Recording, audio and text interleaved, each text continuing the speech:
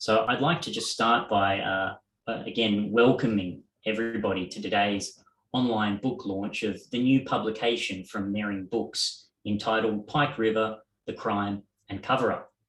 My name is Boddy. I'm the Assistant National Secretary of the Socialist Equality Party in Australia. It is with great pleasure that I chair today's book launch. We have an important lineup of speakers, and I really do encourage as much discussion and questions as possible as the time will allow. The disaster at Pike River coal mine, located on the Paparoa mountain range on New Zealand's South Island, is a crime for which nobody has been held accountable. On November 19th, 2010, the underground mine exploded. 31 workers were underground at the time and 2 escaped, with 29 others trapped. 3 additional explosions over subsequent days left no hope of survivors. 29 workers lost their lives. This was roughly 11% of the workforce at the mine, including contractors. The victims include 24 New Zealanders, 1 South African man, 2 men from Australia and 2 men from Scotland. One of the victims was just 17 years old. These deaths were all preventable. The revelations following the explosions revealed the substandard conditions of the mine. It began operation before appropriate infrastructure was put in place. The drive for coal production outweighed the lives and safety of the workers. Despite the damning evidence, nobody has been held to account. In fact, as the book details, a major cover-up operation was carried out. Within days of the first explosion, Labor politicians and the media jumped into action. They claimed, without evidence, that the company operating the mine, that is Pike River Coal, were not at fault. Later, some tried to blame the workers for the explosion, saying they allowed the unsafe conditions. In truth, the explosion was the result of the deregulation of safety standards by successive governments, both Labor and National, with the complicity of the unions who functioned as accomplices of Pike River Company. A particular focus of the book is the role of the right-wing Jacinta Ardern Labor government. It was able to carry out what the Nationals could not and seal the mine, preventing the gathering of bodies or forensic evidence. The Pike River mine disaster demonstrates the policy of capitalism and capitalist governments the world over, the sacrifice of workers' lives for profit. This is no more hideously expressed than in the continuing COVID-19 pandemic, which has been allowed to spread unchecked in virtually every country. The official global death toll stands above 6.3 million. However, due to inadequate testing and reporting, experts believe the number could be as high as 20 million. Capitalist governments have demonstrated they are willing to let tens of millions die of a preventable disease. They claim nothing can be done to eliminate the virus because it would be too expensive, and any disruption to business activity would crash the stock market. Workers are being told they must sacrifice not only their living standards, but their health and lives, so that the world's richest can increase their fortunes. And a recent Oxfam report revealed that over the first 2 years of the pandemic, a new billionaire was minted on average every 30 hours. The experiences in both Australia and New Zealand have sharply expressed this process. In both countries, COVID-19 was effectively eliminated through limited mitigation measures. Now it is spreading unchecked as the homicidal let-it-rip policies have been embraced. In Australia, on average, 40 people die a day, 11 of which are in aged care facilities. The death rate is currently 6 times higher than at the end of 2021, with daily cases exceeding 30 and sometimes 50,000. In New Zealand, the Ardern Labor government has lifted almost all restrictions and told the world during her US visit that the pandemic is over. Now hospitals are swamped and unable to deliver basic services as more than 10 people are dying each day with COVID. In other words, every 3 days, the equivalent of the Pike River death toll is inflicted on families across the country. In addition to the pandemic, there is the threat of World War III. The United States and NATO are already engaged in a brutal proxy war with Russia, using Ukraine as the staging ground and its people as cannon fodder.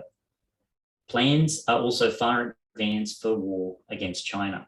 and the Labor governments of both Australia and New Zealand are placing workers on the front line of a possible nuclear war in the Pacific as they function as the attack dog of the United States in the region. The pandemic has proven that no level of death is unacceptable in the pursuit of profit. So too with war. The US and its allies are escalating the situation, even though they are well aware that the conflict can quickly turn into a nuclear war that would kill millions. The banks and major corporate heads and their political servants are fixated on only one thing: gaining control over the world's most important markets, natural resources, and cheap labour. The same brutal, single-minded drive for profit caused the Pike River disaster. Speaking to us today is Tom Peters, the main author of the book and member of the Socialist Equality Group, or SEG, in New Zealand. The SEG is a section of the International Committee of the Fourth International, as is the SEP in Australia. Within 3 days of the explosion, Tom wrote an article on the World Socialist website, pointing to the emerging cover-up and the broader international context of the disaster. Just to quote that article, he wrote, "Far from being a random or natural catastrophe, the information that is emerging points to the explosion at the Pike River coal mine, like recent mine disasters in the US, Chile, and China, being the result of entirely man-made factors, the compromising and sacrifice of miners' health and safety on the altar of corporate profit," end quote. Since then, the SEG has published approximately 70 articles about Pike River on the World Socialist website, as well as more than 100 statements from readers in New Zealand, Australia, the United Kingdom, and Sri Lanka, demanding a full investigation into the disaster. The SEG has also held 2 public meetings on the disaster. This will be the third. The first was held just 1 month after the disaster on December 16th, 2010.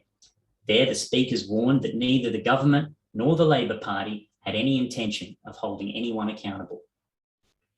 Now, not a single other political organisation has conducted such a campaign on this decisive and tragic experience of the New Zealand working class. His book that we're launching today contains 20 of the more recent articles, interviews and speeches, as well as speeches from the second public meeting held almost a year ago. Some of these pieces have been significantly revised and expanded. And in addition to Tom Peters, we also have 3 other speakers today: Bernie Monk, a well-known advocate for the Pike River families; Malcolm Bray, a retired coal miner from the United Kingdom; and Terry Cook, who will speak on recent mining disasters and the case for rank and file committees. After the reports, we'll open up for questions and discussion, after which we'll make some announcements and give you all the details on when you can purchase this important book. So to begin with, I'd like to introduce Tom Peters, author of Pike River, The Crime and Cover-Up. He's been a regular writer for the World Socialist website since 2008 and leads the work of the Socialist Equality Group in New Zealand.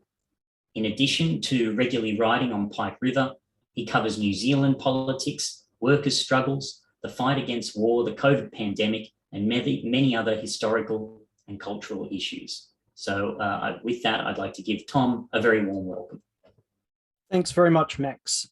I'm very pleased to be here today and to talk about this disaster.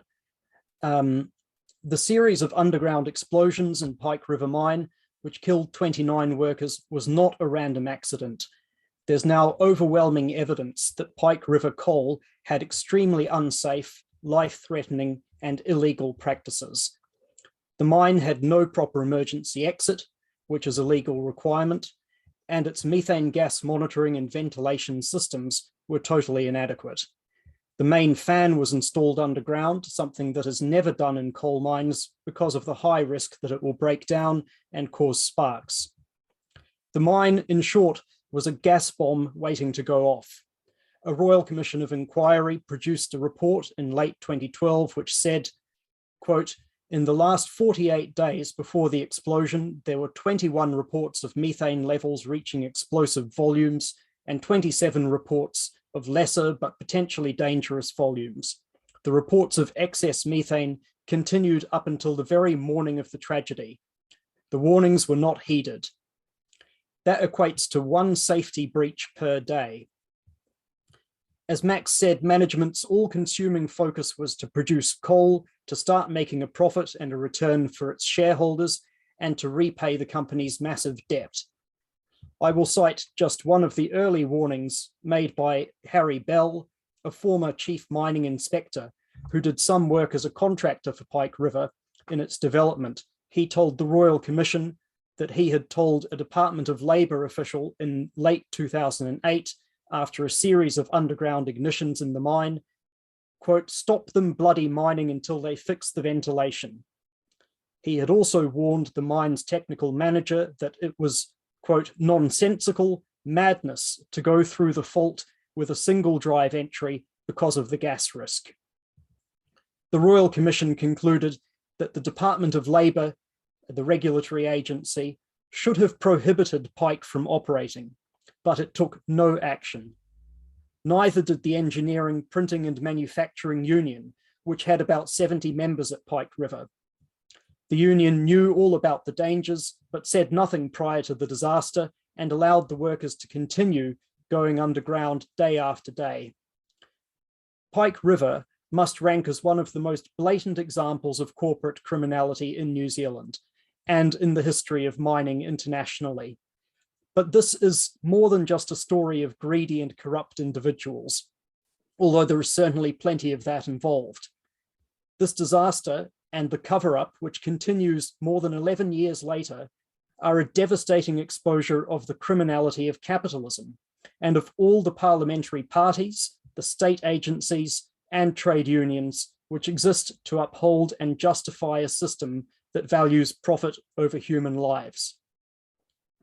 Following the 2012 Royal Commission, even Prime Minister John Key from the National Party was forced to admit that Pike River coal, quote, "put its profits and its production ahead of the safety and lives of those 29 workers." But that raises the obvious question, which no one in his government or the current Labour government can answer. Why has nobody been held to account for actions that led to 29 deaths? Instead, there's been a conscious operation to prevent anyone being prosecuted, in which all the parliamentary parties, the unions, the regulators, and the courts are complicit. This cover-up began before the explosion, when the EPMU remained silent about the conditions in the mine, even after a group of miners walked out to protest the lack of emergency equipment. The union allowed the company to continue lying that it had an impeccable safety record, ensuring that workers kept going underground and there was no disruption to its operations.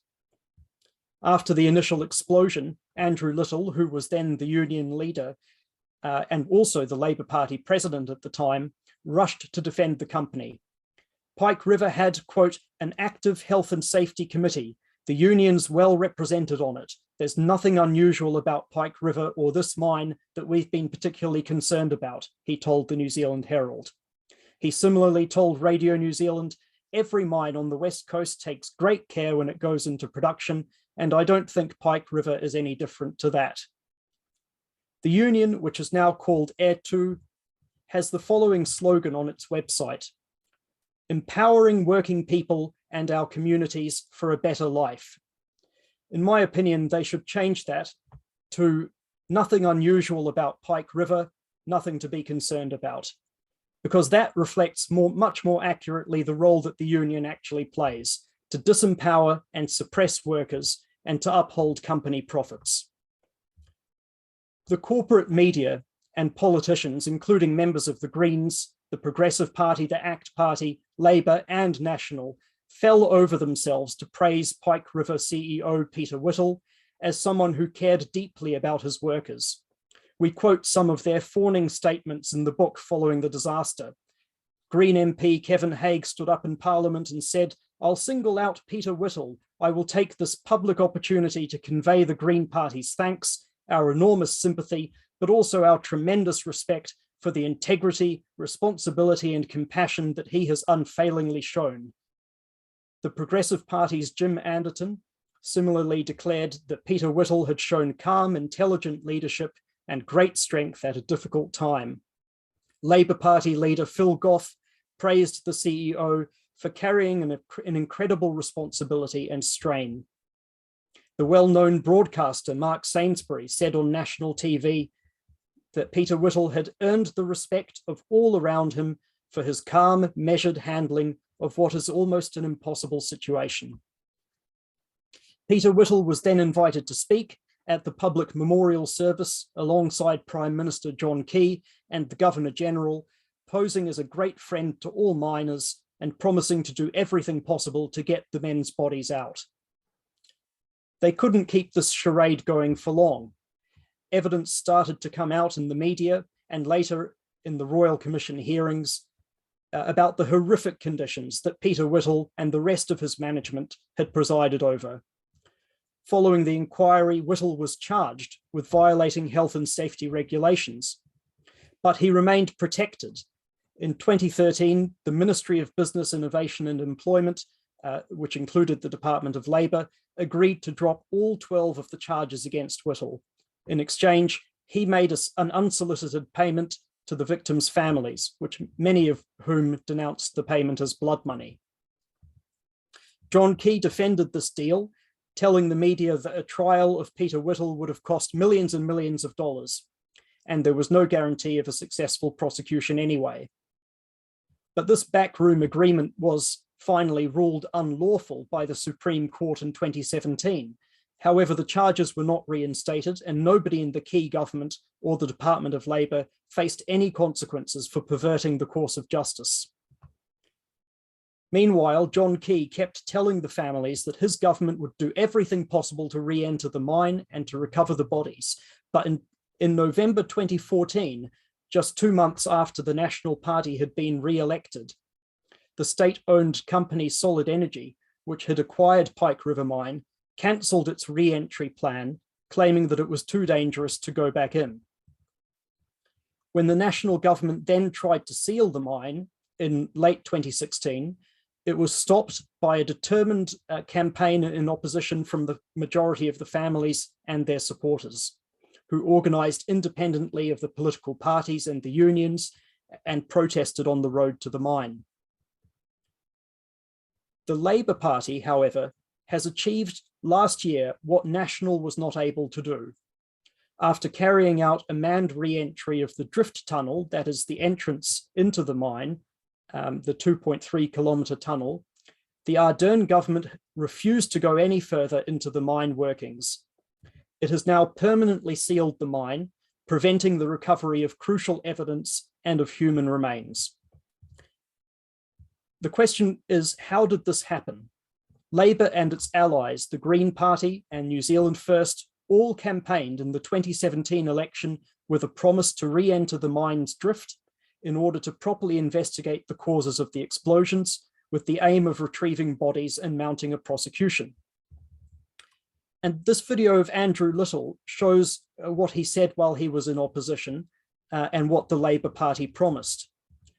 I'd just like to play that video now. Is he going to keep John Key's promise and do everything he can to get the bodies out? The Right Honourable Prime Minister. Well, Mr. Speaker, it is a question of whether it is safe to get the bodies out without putting other lives at risk. When he says it should be up to the experts to determine whether re-entering the mine is safe, is he aware a report saying re-entry is safe has been written by Dr. David Creedy, Vice Chair of the UN Group of Experts on Coal Mine Methane, and Bob Stevenson, former UK Principal Mines Inspector, and that report has been peer-reviewed and endorsed by the United Kingdom's leading mines rescue expert Brian Robinson and by mining ventilation experts John Rowland and Dr. Roy Morby.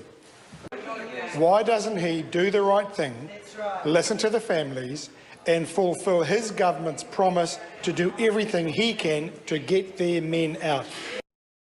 That's a very clear statement that the Labour Party used while in opposition, which led the families to believe that they would seriously consider entering the mine workings in order to retrieve the bodies.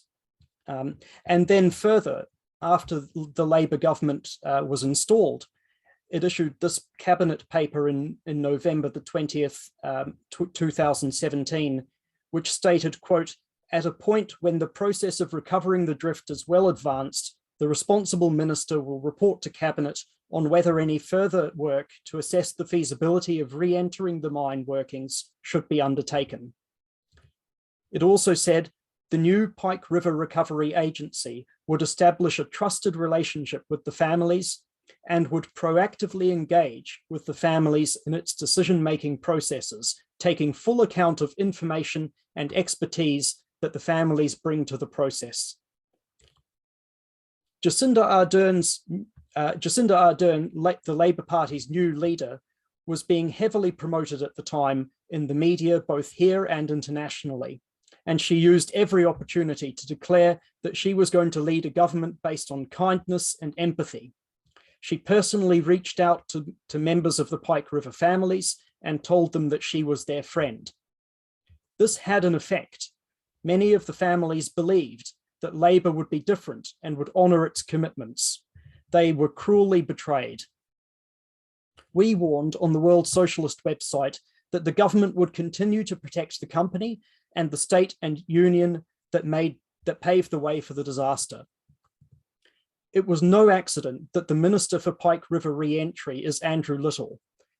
To say that this was a conflict of interest is an understatement. He was the one who had defended Pike River coal when he was the EPMU leader from the beginning. Now his job was to permanently bury the evidence. Labour set out to do this. Labour set out to bring the families under control, to put an end to their independent organisation, to divide them from each other, and to isolate them from the broader working class. The claim that the Pike River Recovery Agency would work in partnership with the families, which is still emblazoned on the agency's website, is a lie. The family reference group that was established as part of the agency was an unelected body consisting of just 3 family members and 2 advisors, Rob Egan and Tony Sartorius. Just a word about one of these advisors, Rob Egan. He's a former advisor to 2 Labour Party leaders, and he's the co-founder of a public relations firm called Pico Consulting. Pico's website includes this boast, quote, "We have extensive experience in successful crisis management and are experts in taking a potential public relations loss and turning it into a win for you and your organization," end quote. That was the job that was given to these individuals, these PR people, to spin the message that the government was on the side of the families, even as it proceeded to go beyond the cover-up and prepared to close down the mine and put an end to the investigation forever. In March last year, Andrew Little made the shock announcement that the mine was going to be sealed permanently after the drift had been recovered, without assessing whether it was possible to enter the mine workings. The bodies would never be recovered, and the underground fan, which may well have sparked the explosion, would not be forensically examined. The family reference group issued a statement saying that the families accepted this decision. But here is where the government's spin machine ran into trouble. The vast majority of the families objected that the FRG did not speak for them. 23 of the families, 80% of them, organised independently in the Pike River Families Committee, which demanded that the government reconsider its decision. They were supported by world-renowned mining experts, led by Tony Forster, the former Chief Inspector of Mines, and mines rescue expert Brian Robinson, and David Creedy, an expert on methane gas. These experts, who had previously been praised by Andrew Little in the video that we just saw, and who had worked for the government on its re-entry of the drift, produced a new plan for how the mine workings could be accessed using steel supports, which is a standard mining technique. And they made the comment that this should have been done years ago. Brian Robinson, who Andrew Little once referred to as the UK's leading mine rescue expert, wrote a letter to the Pike River Recovery Agency's Chief Executive Dave Gawn, which is included in my book, where he described the decision to seal the mine and walk away as, quote, morally and professionally indefensible.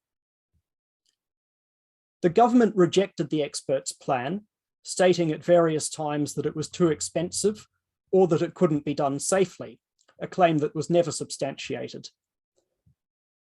Much of the book focuses on the families' campaign against the Ardern government.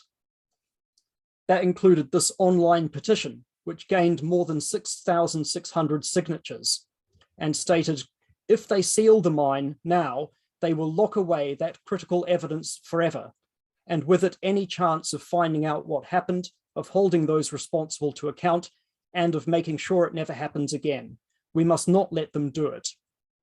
In June, the families attempted to challenge the government's decision in the High Court.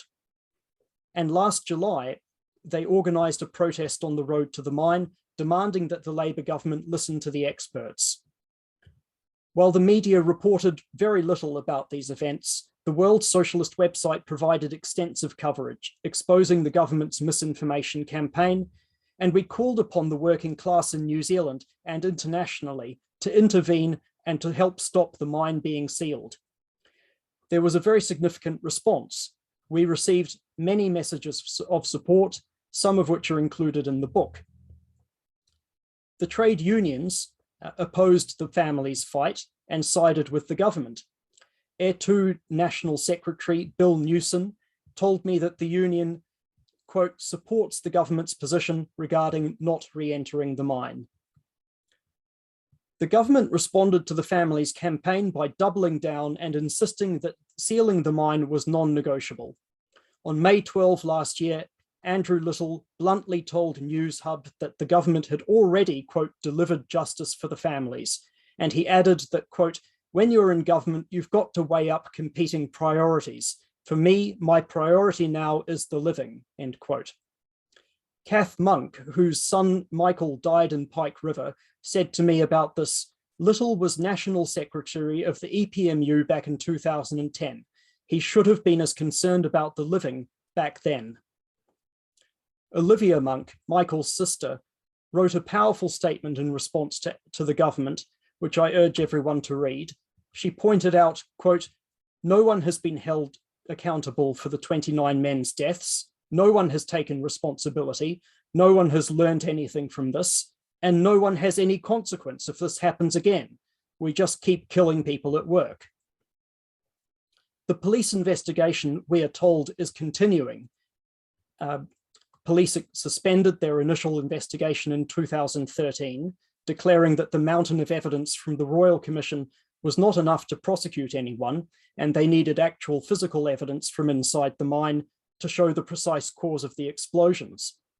A huge quantity of evidence given to the Royal Commission has been sealed forever and can't be accessed by the public, including by the families. By early October last year, the mine had been completely sealed, with 200 cubic meters of gravel blocking the portal. In November and December, police announced that they had photographed human remains by drilling boreholes into the mine workings, but they couldn't answer basic questions, including why it had taken them 11 years to do this work, and why they had left it until after the mine was sealed, which prevents the remains from being recovered. News Hub reported that the police photographs showed deployed self-rescue breathing devices in the mine, which strongly suggests there may have been survivors following the first explosion. Police have refused to confirm this, but a thorough investigation of the mine workings would help to establish whether or not a rescue attempt could have been attempted in the first 5 days after the first explosion, before a second explosion then tore through the mine. Much more could be said about this ongoing investigation. Police have admitted to losing and destroying physical evidence over the years that blew out of the mine. They refused to comment on why tons of concrete was apparently poured down a ventilation shaft in the months following the disaster, potentially obliterating evidence underground in the mine at a time when Pike River Coal's manager was still in control of the site. One of the key lessons of Pike River is that police and the courts are not impartial. These are the forces of the capitalist state. They exist to maintain a class system in which the rich are protected. And Pike River is far from being an isolated example of this. In February 2011, just a few months after Pike River exploded, the CTV building collapsed in the Christchurch earthquake, killing 115 people. We have included an article about this in the book because of its many similarities to Pike River. The building, constructed in the 1980s, was in flagrant breach of regulations due to its cheap construction, which had been overlooked by the City Council's inspectors. In May 2017, police finally recommended that manslaughter charges be brought against the construction firm's owner, Alan Ray, and engineer David Harding. But the state solicitors rejected this and announced in November that year that no charges would be laid.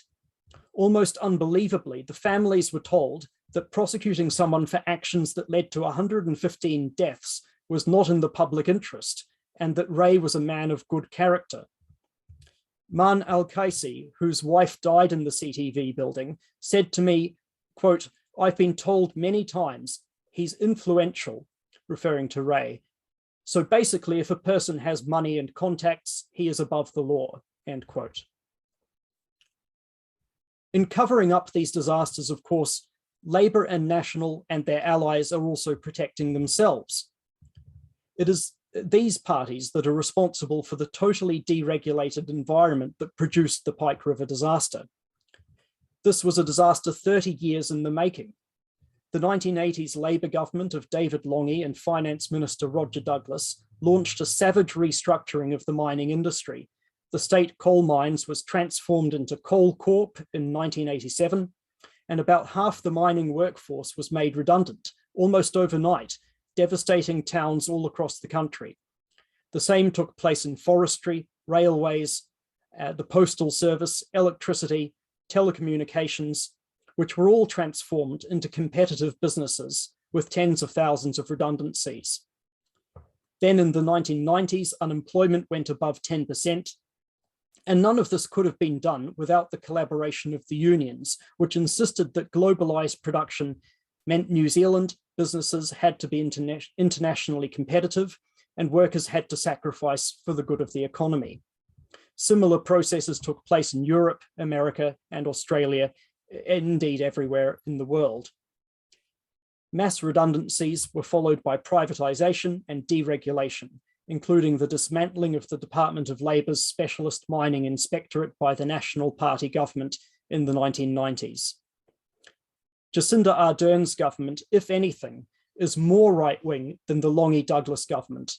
Its betrayal of the Pike River families is a microcosm of the role it has played in attacking the working class over the past, since it was elected.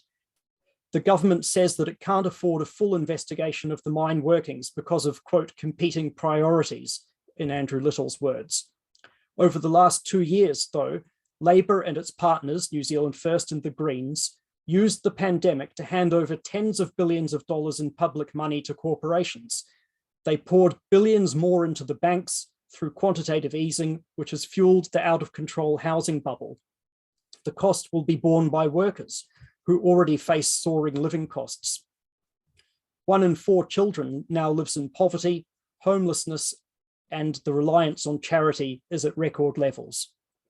Meanwhile, workers' health and their lives are being placed at tremendous risk. The abandonment of the zero COVID policy and the reopening of schools and non-essential businesses across the country, enforced by the trade unions, has led to Omicron spreading everywhere. These are just a few of the headlines from the past week. Public hospitals, which were already in a crisis before the pandemic, are now being overwhelmed with patients who they can't process. The more than 1,000 COVID deaths, more than 10 deaths per day, is just the tip of the iceberg. Tens of thousands of people are having medical procedures delayed for months on end.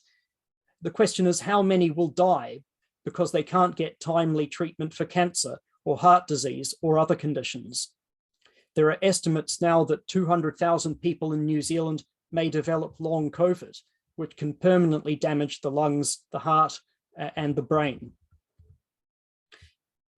Now the imperialist powers, as Max mentioned, are paving the way for an even more catastrophic loss of life.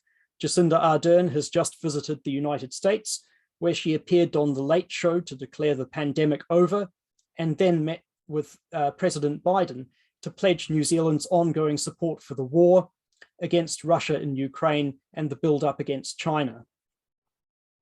In Ukraine, New Zealand is helping to arm an extreme right-wing forces, such as the Azov Battalion, who share the ideology of the Christchurch terrorist Brenton Tarrant.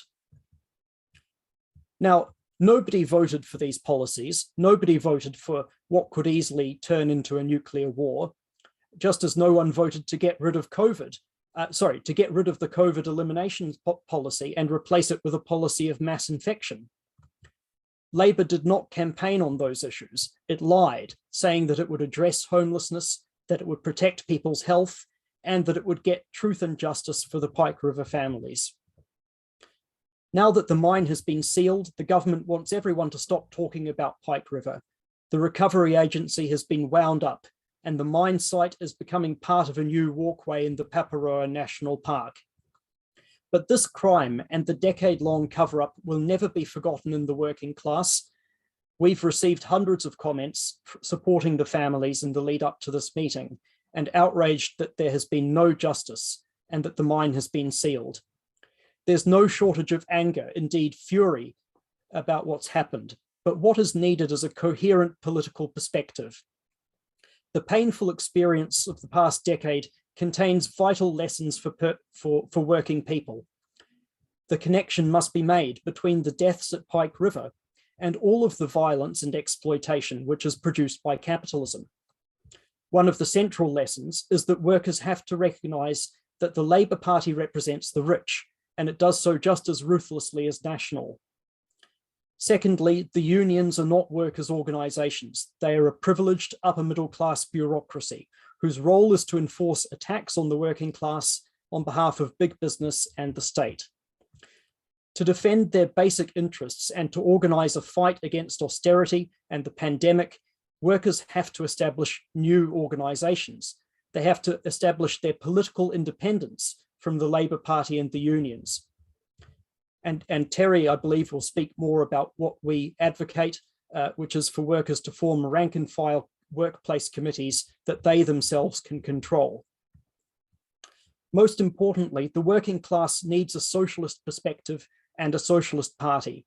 Everywhere in the world, workers are coming into struggle, from the United States to Sri Lanka, Europe and India, Australia and New Zealand, against the never-ending assault on living standards and on health and lives. These struggles require political organisation and leadership to unify workers across borders with the aim of abolishing capitalism, ending the anarchy of the market, and creating a planned socialist economy, not just in one country, but internationally. The world's wealth and resources must be controlled by those who work to produce it, instead of being hoarded by the world's billionaires. That is the only way to address the burning life and death issues of our time, to prevent World War III, and to end the pandemic, and to establish a high standard of living for all. We are fighting to build such a party, and we alone are fighting to build such a party in opposition to every other tendency in New Zealand and around the world, and in opposition to nationalism, racism, and the identity politics that is used to divide workers based on gender and ethnicity. As I said in our meeting 1 year ago on Pike River, I once again urge everyone here to seriously consider our program, read the World Socialist website, and join the Socialist Equality Group and our sister parties in the International Committee of the Fourth International. Thank you very much for listening. Thank you, Tom, for that important and comprehensive report. I think as you raise the obvious question, why has no one been held to account? And I think as you draw out in your report, very clearly there is a massive cover-up, above all, the role of the right-wing Jacinta Ardern government with the complicity and active cover-over by the unions. And I'm sure this has stimulated much thought, questions from the audience, and potential discussion. And we will, as I said before, at the concluding of the remarks and speeches, give opportunity for people to speak and to put questions in the chat. I can see so there's already some discussion developing, but Before that, I'm very pleased to introduce our next speaker for today, who is Bernie Monk. He is well known in New Zealand as an advocate for many of the Pike River families. Last year, he played a major role in leading protests against the Labor government's decision to seal the mine, as well as taking legal action to try and stop them. Last June, a reporter asked Bernie whether he was tired after more than a decade of fighting against national and Labor governments, and he replied, quote, "I'll never be tired, because we owe it to the 29 men who went to work and never came home. Our death rates in the workplace are still as high as they were then," end quote. Bernie's speech to the Socialist Equality Group's webinar in May last year is also published in Pike River, The Crime and Cover-Up. So with that, a very warm welcome. Thank you, Bernie. Good evening, guys, and thanks for this opportunity. It was well said, Tom, and you've done a lot of work for us, of which we're very humbled by. What I want to say is, why should a family group have to go through all these people? We've been through over 16 CEOs and chairmen of boards of Pike River, receivers, Solid Energy and Agency. We've been through over 16 police ministers, 16 police heads of Pike River. We're on our third Commissioner of Police. We've been through, we're on to our fourth Prime Minister, and under 10 years. And I'm gutted with the way they're trying to wear us out and hope us to go away. And this is the way they work. But anyway, what I want to say is where the cover-up started, and I didn't realise at the time, when we were having family meetings with the police, and I told them that I was going to get a lawyer to act on behalf of the families and wanted to make an announcement. And one of the police meetings, they refused me any authority to do that in the meeting. In fact, they barred me from the meeting and made me go and get a new venue to go and do. And I didn't realise how much this cover-up had started already. And this is only weeks after the explosion. Then we come to early in Easter of 2011, a lady from that was working for Doug White, who was his assistant secretary, came to me and showed me the self-rescue box open, and all the 30-odd sets of gear have gone missing. So I started to ask myself, what's going on here? And then the police tried to come down with the Conservation Department and close us down, of which we stopped them that particular day as well. So, and then somebody come to me and told me there were telephone calls made out after the mine, after the first explosion. We've never said that everyone survived the first explosion, but I'm saying now, and the evidence that we've gathered, I'm saying that some of these people did survive. And this was one of the reasons why we asked for them to put a borehole down by the fan, where we still say that is where the explosion happened. The police won't cooperate with us at all. In fact, we've even got letters that the police wrote to the ombudsman and told them not to give Dean Dunbar and Bernie Monk any more information on Pike River because it could interfere with their chance of a prosecution. We've been well aware of what we've been saying over this time, that we did not interfere with the art of the police getting a prosecution. But the questions we've been asking has been after all the events that went on after the first explosion. And it's endless, you know, and I must praise some people in this, with Dean Dunbar, who lost his 17-year-old son, Richard Healy, who's an electrical engineer, that have helped and done all this work extreme, that the hours that they've put into this is just, and have themselves been peer reviewed. So, and I know from a meeting with the police just recently, a lot of the stuff that was peer reviewed of Richard Healy's has actually been used for their evidence. What really frustrates me is that they won't cooperate with us at all, but they wanted us to come and join their investigation. However, we reneged on that because we wanted the police to go out and find all this evidence for themselves and not cover it up, because every time we bring something to them, they have something that, oh, no, that couldn't have happened. And this is what's happening at the moment of where they're saying the explosions happened. And we've got evidence to say to the contrary that they're completely wrong. We've found out that the police were given the wrong information to the commission, and we've pointed all this out to them. And only 3 weeks ago, I met one of the commissioners. He come and see me at Paroa, and he told me, he said, Bernie, he said, I cannot understand why charges haven't been laid, because we were told after, before the commission ended, that the Department of Labour were definitely going to be laying charges, and definitely so were the police. And here he said, I can't understand why no charges ever been made. It's all about money. And that's what all I can take from this. They're not prepared to do the work. Even the last, sealing up, we went back to them with a plan, a $7 million plan, and they were trying to print out that it was going to cost them another $50 to $80 million, which is a lot of rot.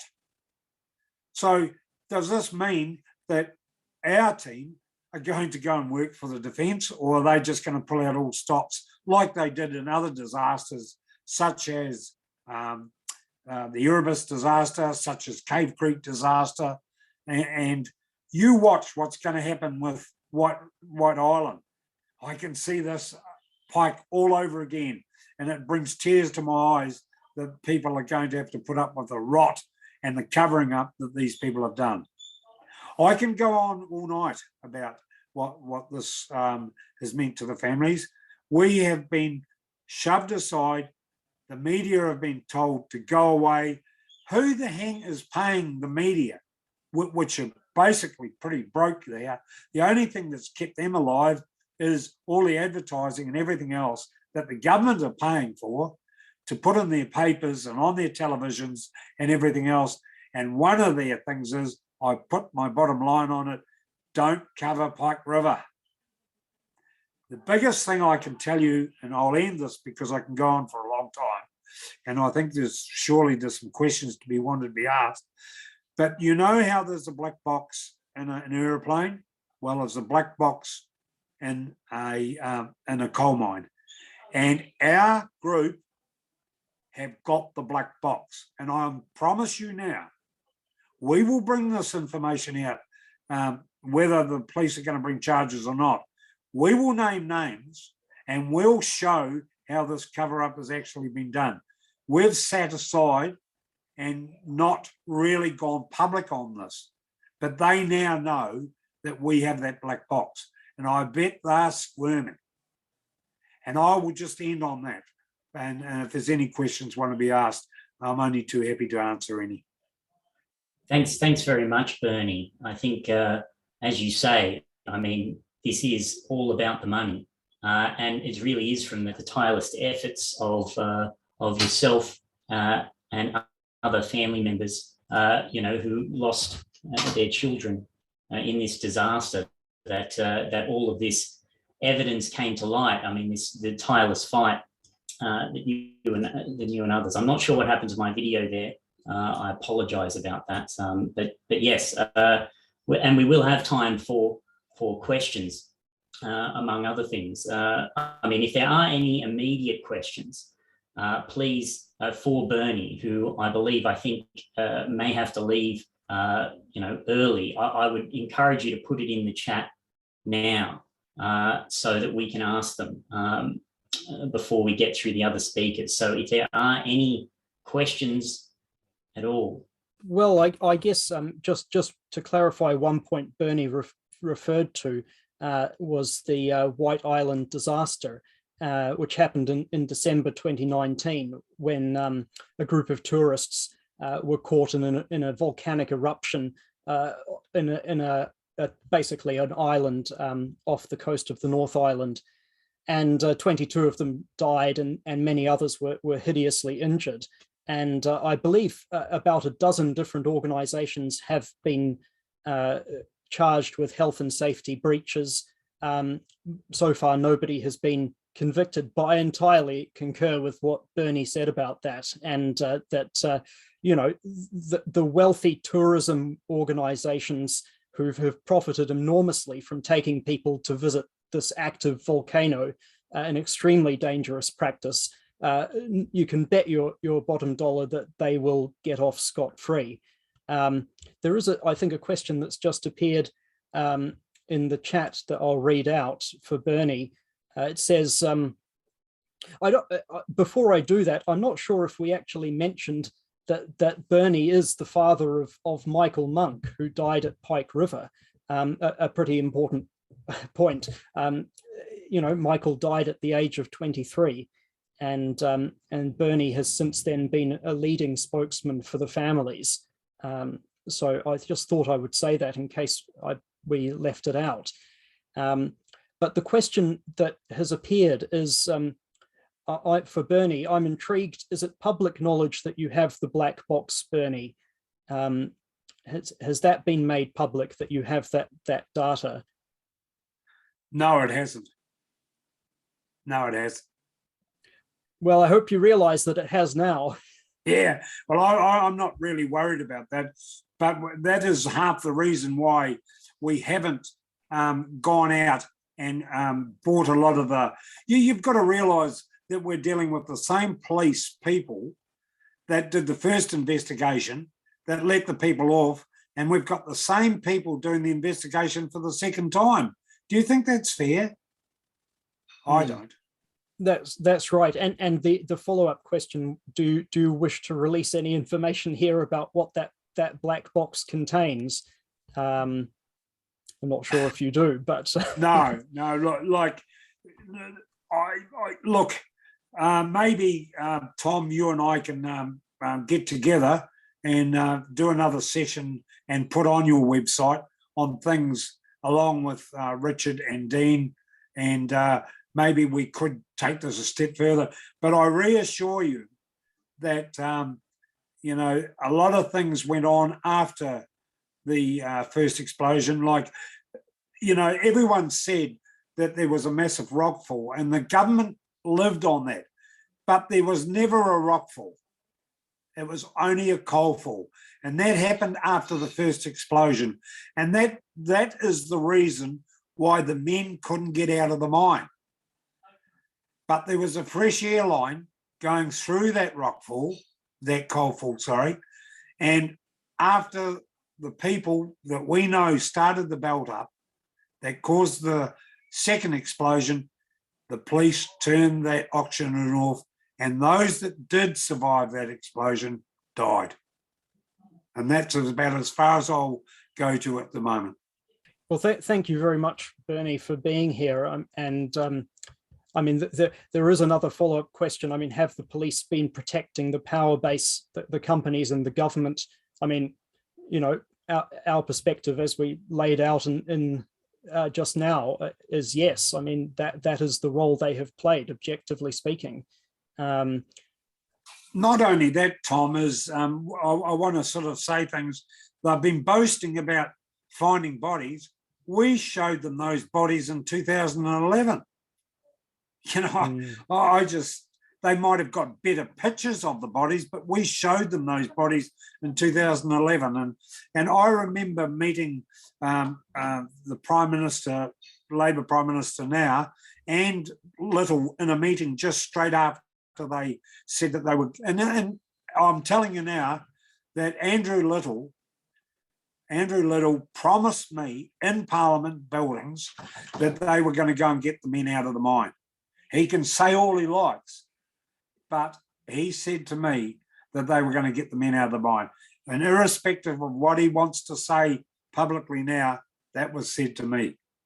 And so did John Key. And we've got a recording on John Key actually saying that. So I don't know why it's all money. It's all money, and it's a wee bit unfortunate, but we don't deserve that.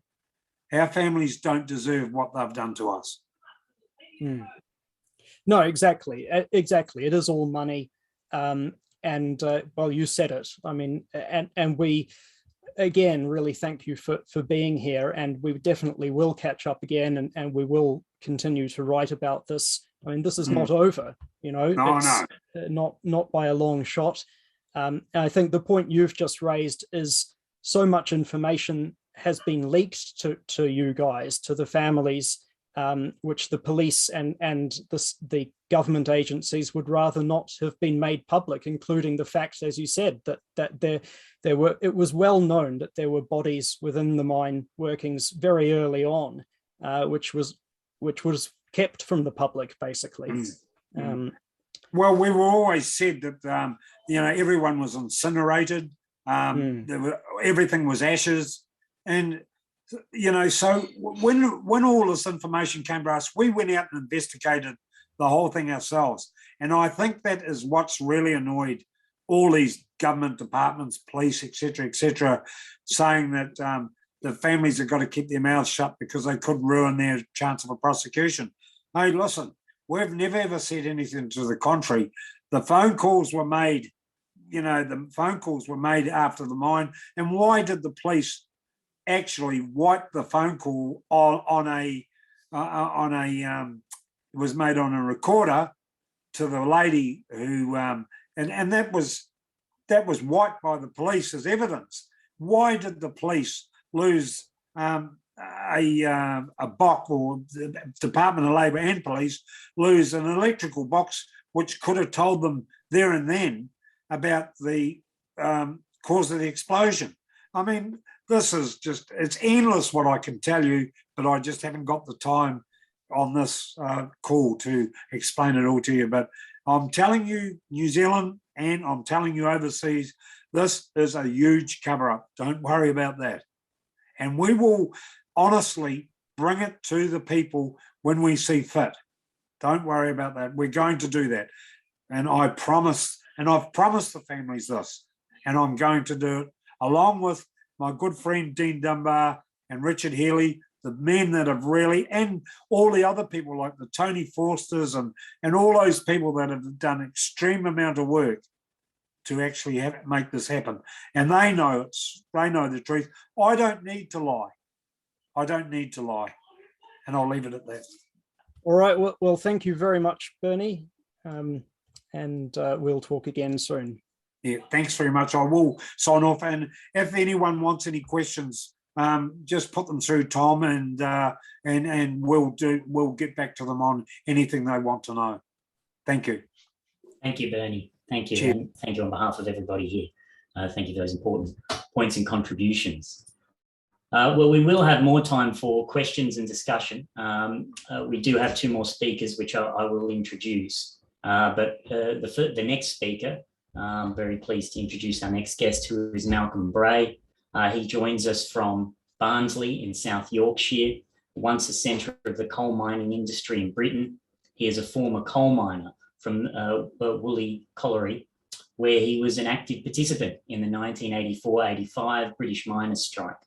He is the founder of the Miners' Strike 1984-5 Facebook group, and his support for the Pike River miners and their families is recorded in the appendix to the book.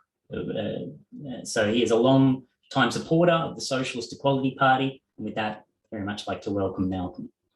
Good morning. Thank you, and thank you for inviting me to this meeting. And I'd like to express greetings to this online meeting and to the families of the Pike River miners who have fought for justice.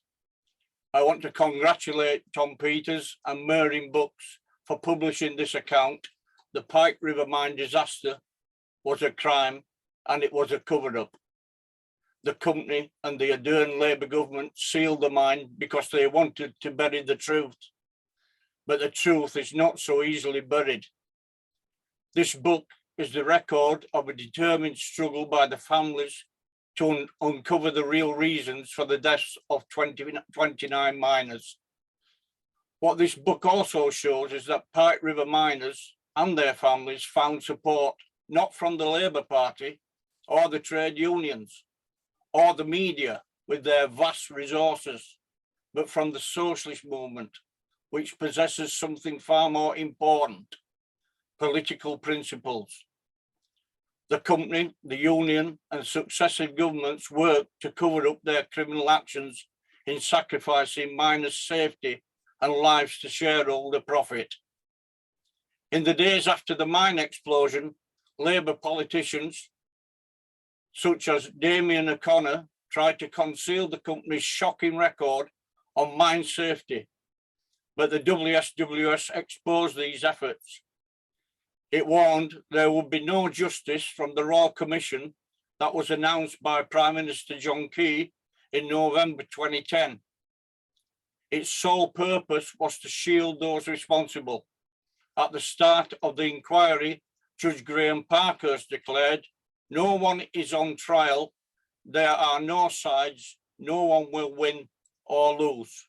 Many miners who wanted to believe otherwise. I know there were also hopes that a Labour government would bring long-awaited justice. The Royal Commission was a whitewash, despite finding that Pike River Coal Limited breached numerous safety laws and turned the mine into a death trap to cut costs. No one was prosecuted and not a single body was recovered. Ardern ordered the mine sealing over the pleas of family members who were denied even the right to bury their loved ones. This is how the ruling class treat workers everywhere. In Britain, in 2017, a fire at Grenfell Tower in London claimed 72 lives. Mountains of evidence show the fire was caused by cost-cutting, including a decision to wrap the tower in cheap, flammable cladding, but not a single charge has been laid against the guilty. The public inquiry, established by the Tories with the support of Labour leader Jeremy Corbyn, has now entered its 5th year. It has no power to prosecute and excludes any investigation of the broader economic, political, or social causes. The WSWS described Grenfell as an act of social murder, a term borrowed from Friedrich Engels, the lifelong collaborator of Karl Marx. In his Condition of the Working Class in England, published in 1845, Engels wrote the following: "When society places hundreds of proletarians in such a position that they inevitably meet too early and unnatural death, one which is quite as much a death by violence as that by the sword or the bullet, when it deprives thousands of the necessaries of life, places them under conditions in which they cannot live, forces them through the strong arm of the law to remain in such conditions until that death ensues, which is the inevitable consequences, knows that these thousands of victims must perish and yet permits these conditions to remain. Its deed is murder, just as surely as the deed of the single individual." Grenfell was a warning of greater crimes to come. During the COVID-19 pandemic, the British government has pursued a policy of herd immunity. The deliberate mass infection of millions resulted in more than 200,000 dead. Johnson's declaration, "No more effing lockdowns, let the bodies pile high." It's only the most infamous example of a policy pursued worldwide. For months, we have been told the pandemic is over.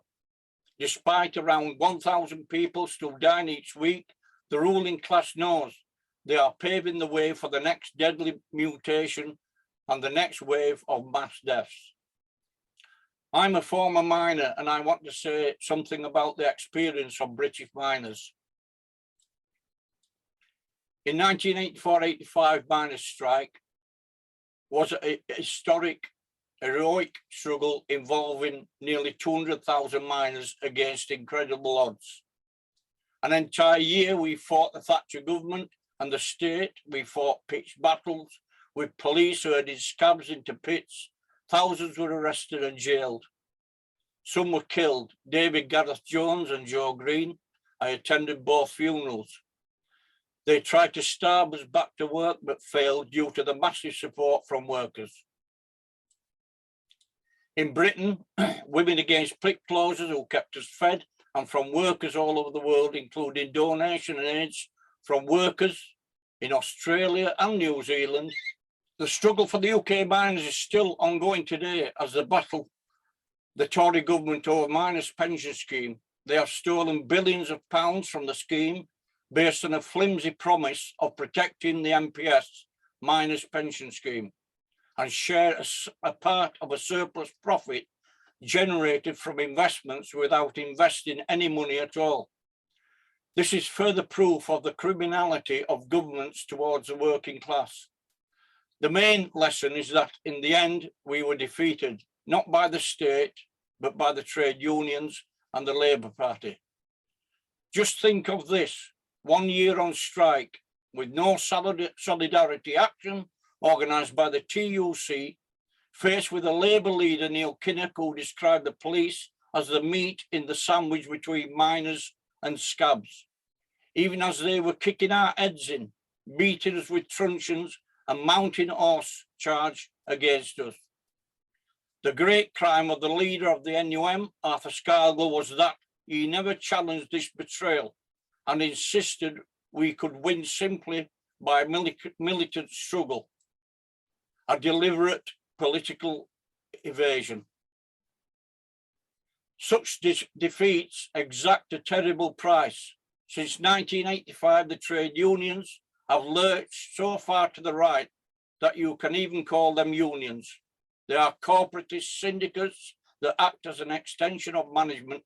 The Labour Party is indistinguishable from Johnson's Tory Party. We've gone through 4 decades where the class struggle has been suppressed by these organisations and their counterparts internationally. The number of strikes flatlined, wages were slashed, social services destroyed, and health and safety torn up such a degree that many workplaces are death traps. The suppression of the class struggle has come to an end. The experience of the pandemic has confirmed to millions of workers that capitalism is a rotten system led by political and social criminals. Now we are facing a brutal assault on wages and living standards, the likes of which no one of us have ever seen, and the launching of a proxy war against Russia in Ukraine that threatens nuclear Armageddon. What was demonstrated at Pike River, the subordination of lives to corporate profit and the bankruptcy of the trade unions and the Labour Party, is now being played out before billions of workers the world over. It's time to build a new leadership and adopt a new political perspective of socialist internationalism to replace the profit system with planned production for human need. It's in that spirit that I recommend all miners and workers everywhere to read Tom's devastating account of Pike River as part of their political education for the immense class battles ahead. Thank you. Thank you very much, Malcolm. I think as you demonstrated in your report, the experience in Pike River and for the families in Pike River are in that sense international. And, you know, bringing in the brutality in Grenfell Tower, precursor to the question of the pandemic, but then also the, you know, the lessons of the British miners' strike in 84-85, which was really a lesson, a watershed moment for workers in the UK, but internationally. And that the main lesson was the defeat was carried out by the trade unions and the Labour Party. And I'm sure there'll be discussion, maybe questions that'll come up following our final speaker today, who I'll introduce now. So our final speaker is Terry Cook. Terry is a founding member of the SEP in Australia and long-standing writer for the World Socialist website.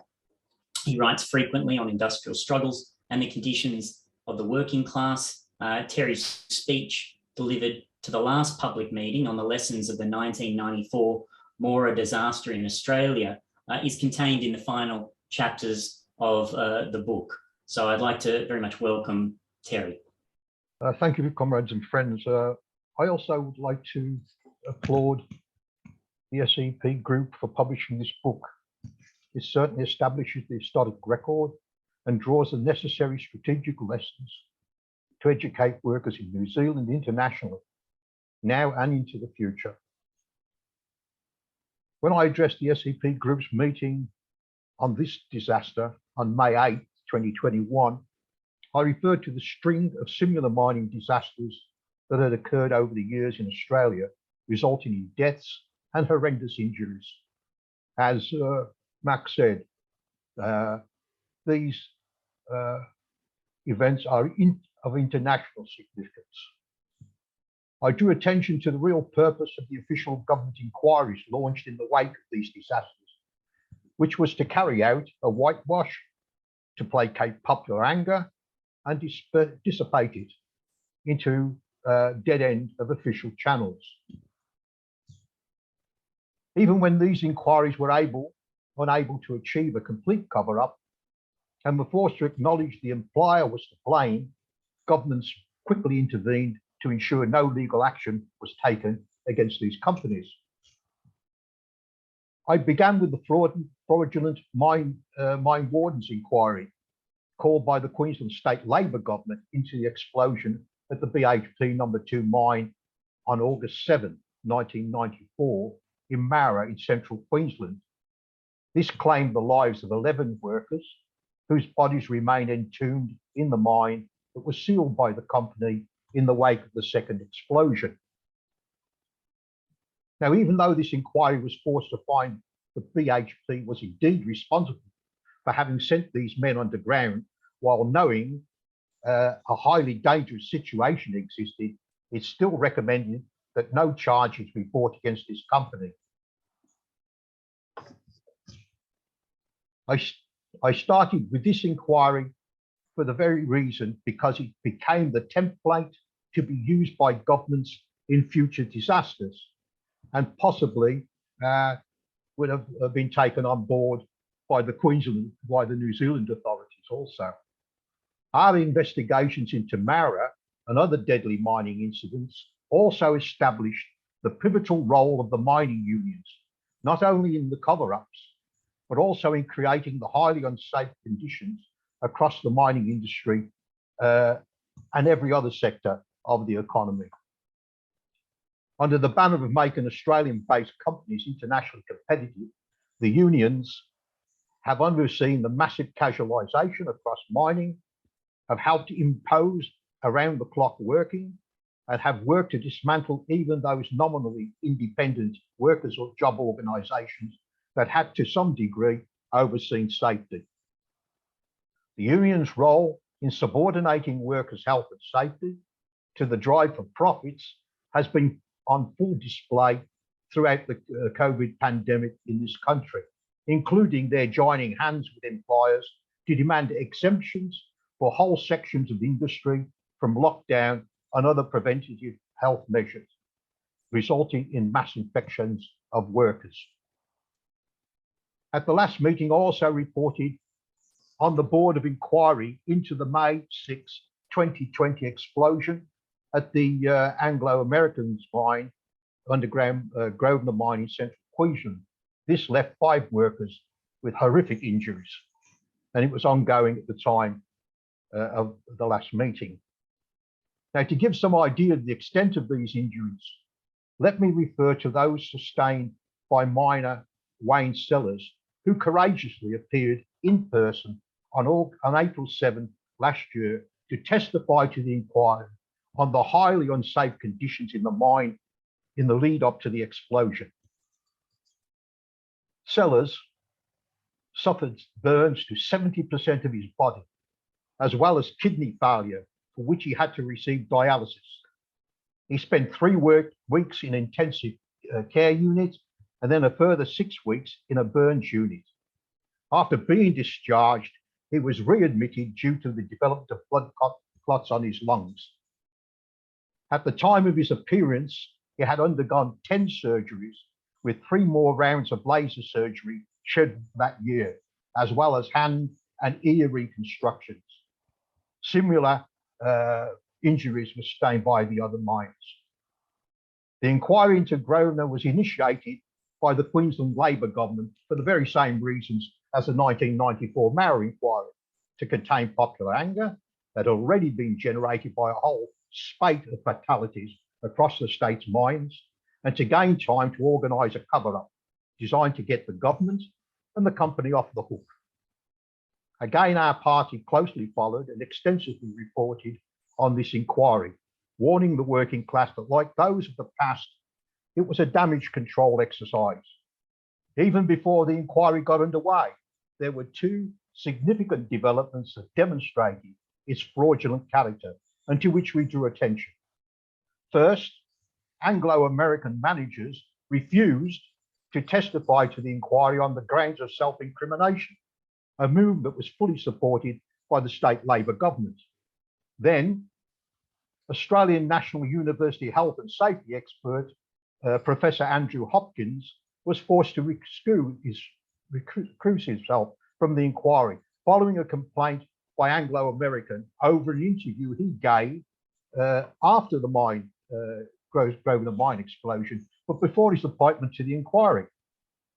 What prompted Anglo's complaint and caused outrage was that in this interview, Hopkins made a telling observation that there existed striking similarities in the conditions leading up to the Grosvenor explosion with those before the 1994 Mara disaster.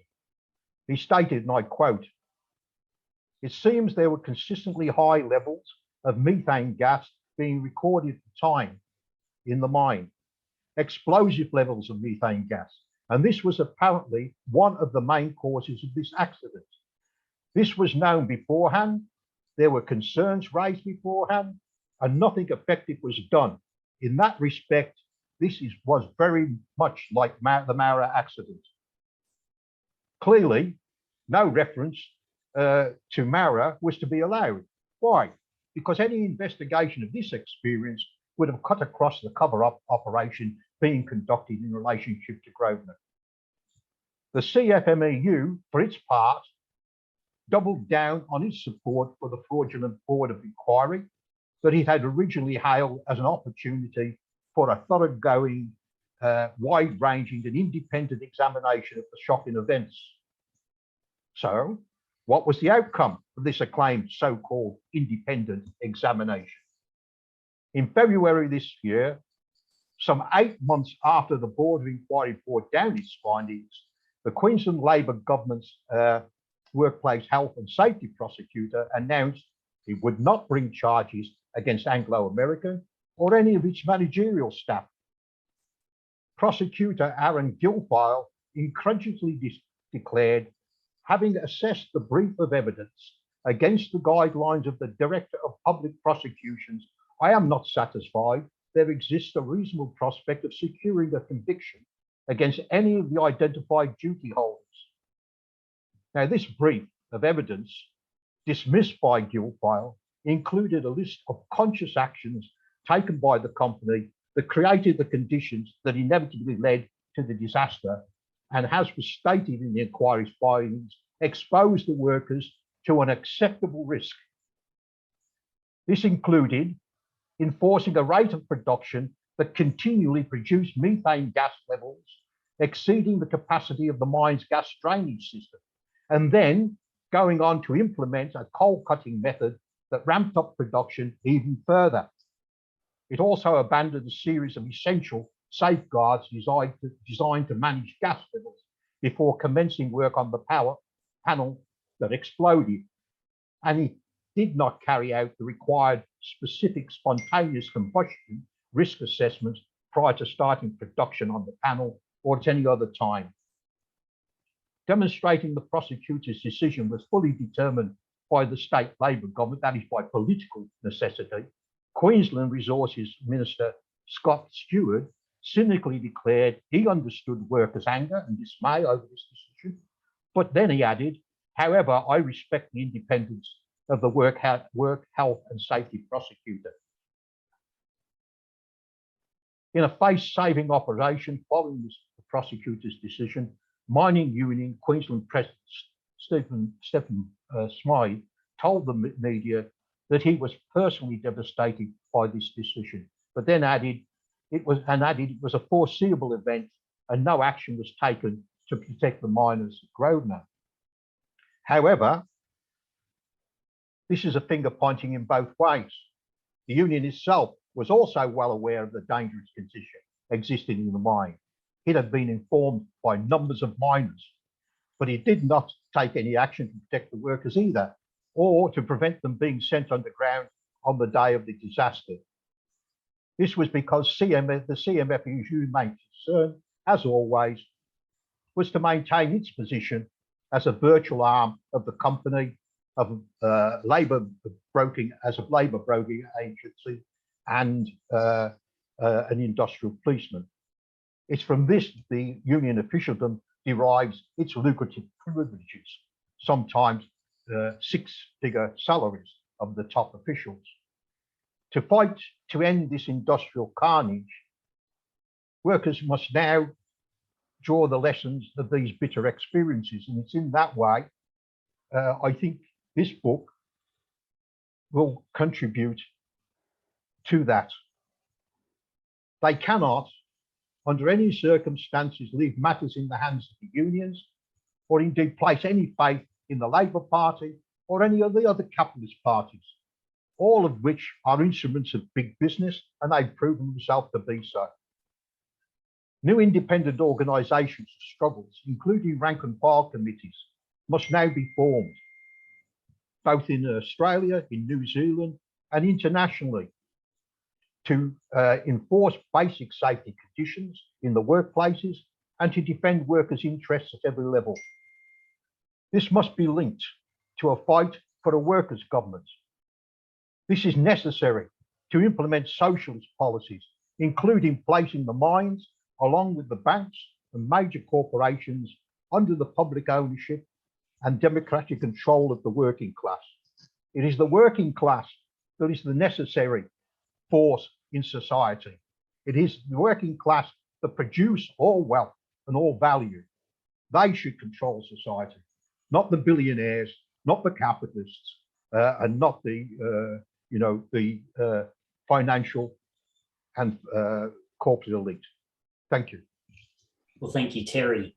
Again, I think your report just makes clear the international character of the Pike River mine disaster. I mean, the same processes were underway with Grosvenor in Australia, but again, it's the role that is played by the Labor government and the unions in covering over the disaster and making sure no one is held accountable, because in particular the CFMEU want to remain as an arm of the company. I think the call and the absolute necessity for the formation of new organisations and rank and file committees comes out of that. And I think all of the reports have been really informative and very detailed. So I'm sure that there are many questions that have emerged, and there's already some. I will read. There's been much discussion in the chat, which I think is important. We do encourage as much as possible, as well as if anyone would like to speak, please raise your hand or indicate in the chat to do so.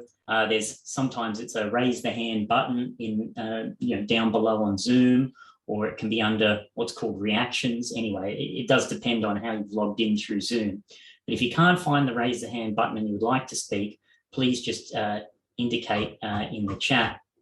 But I think there's been much support for the speakers. I mean, Sage raised, in regards to when Bernie Monk was going through and detailing the fight by the families, that it is really shocking.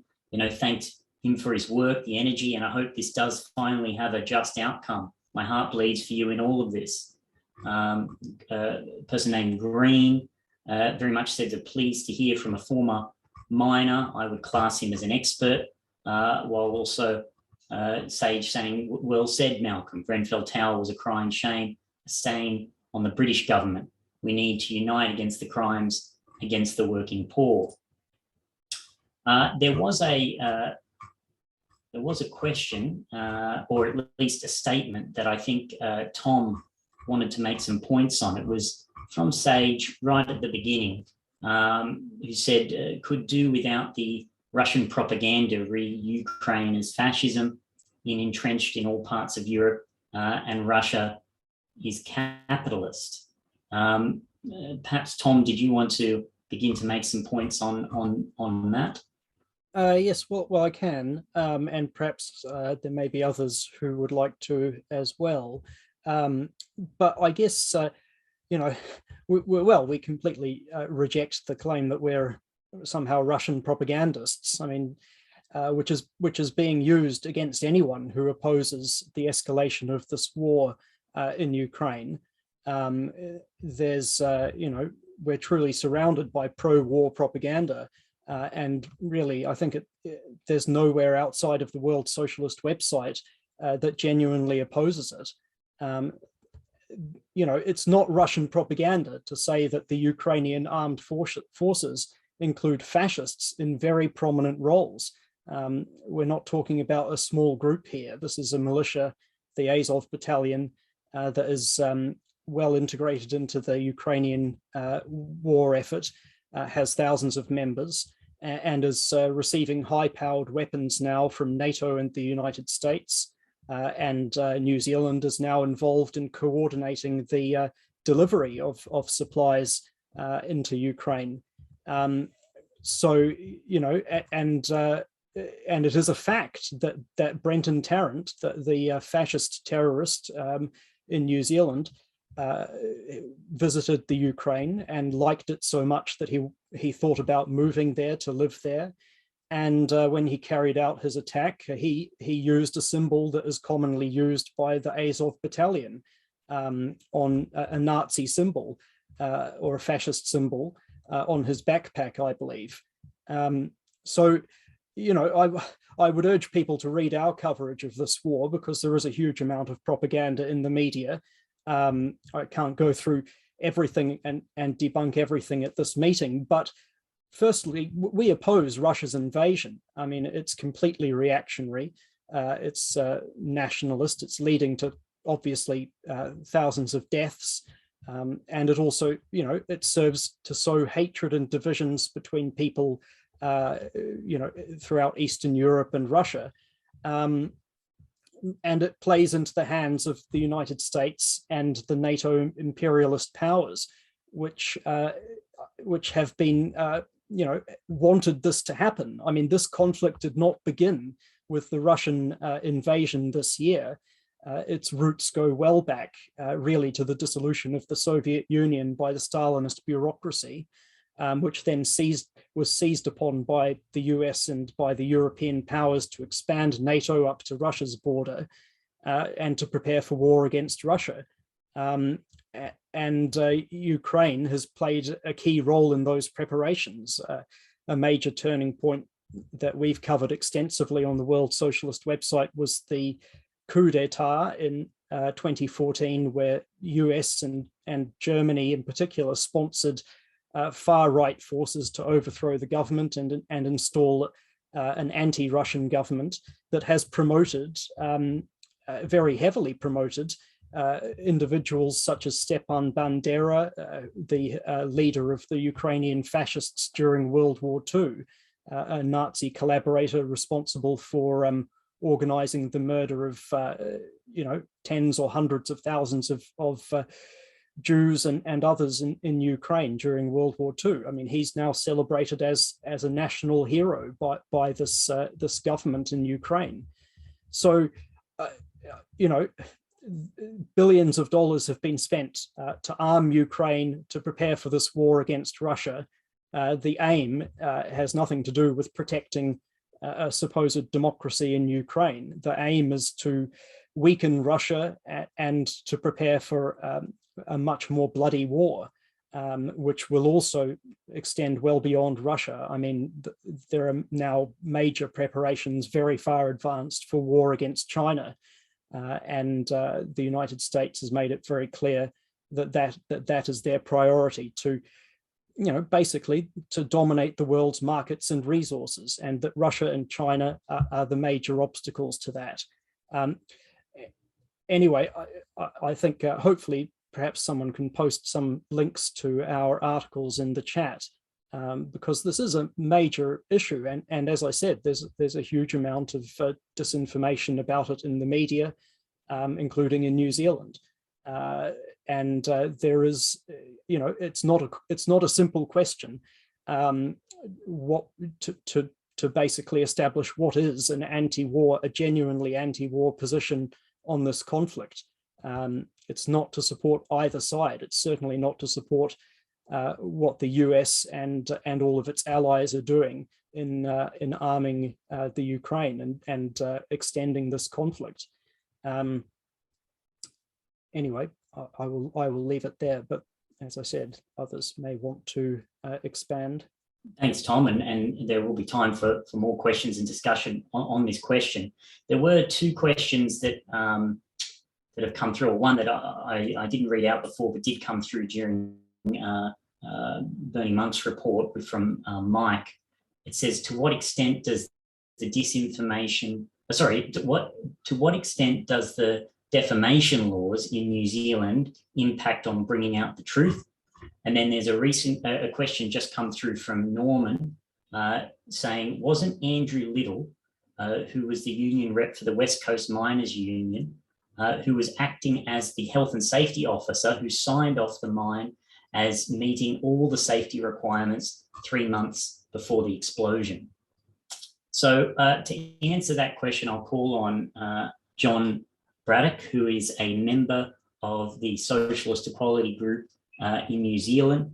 He writes extensively for the World Socialist website, including on the question of Pike River. He's penned a number of important articles and spoken at our meeting. So I'll hand over to John, who should be able to unmute.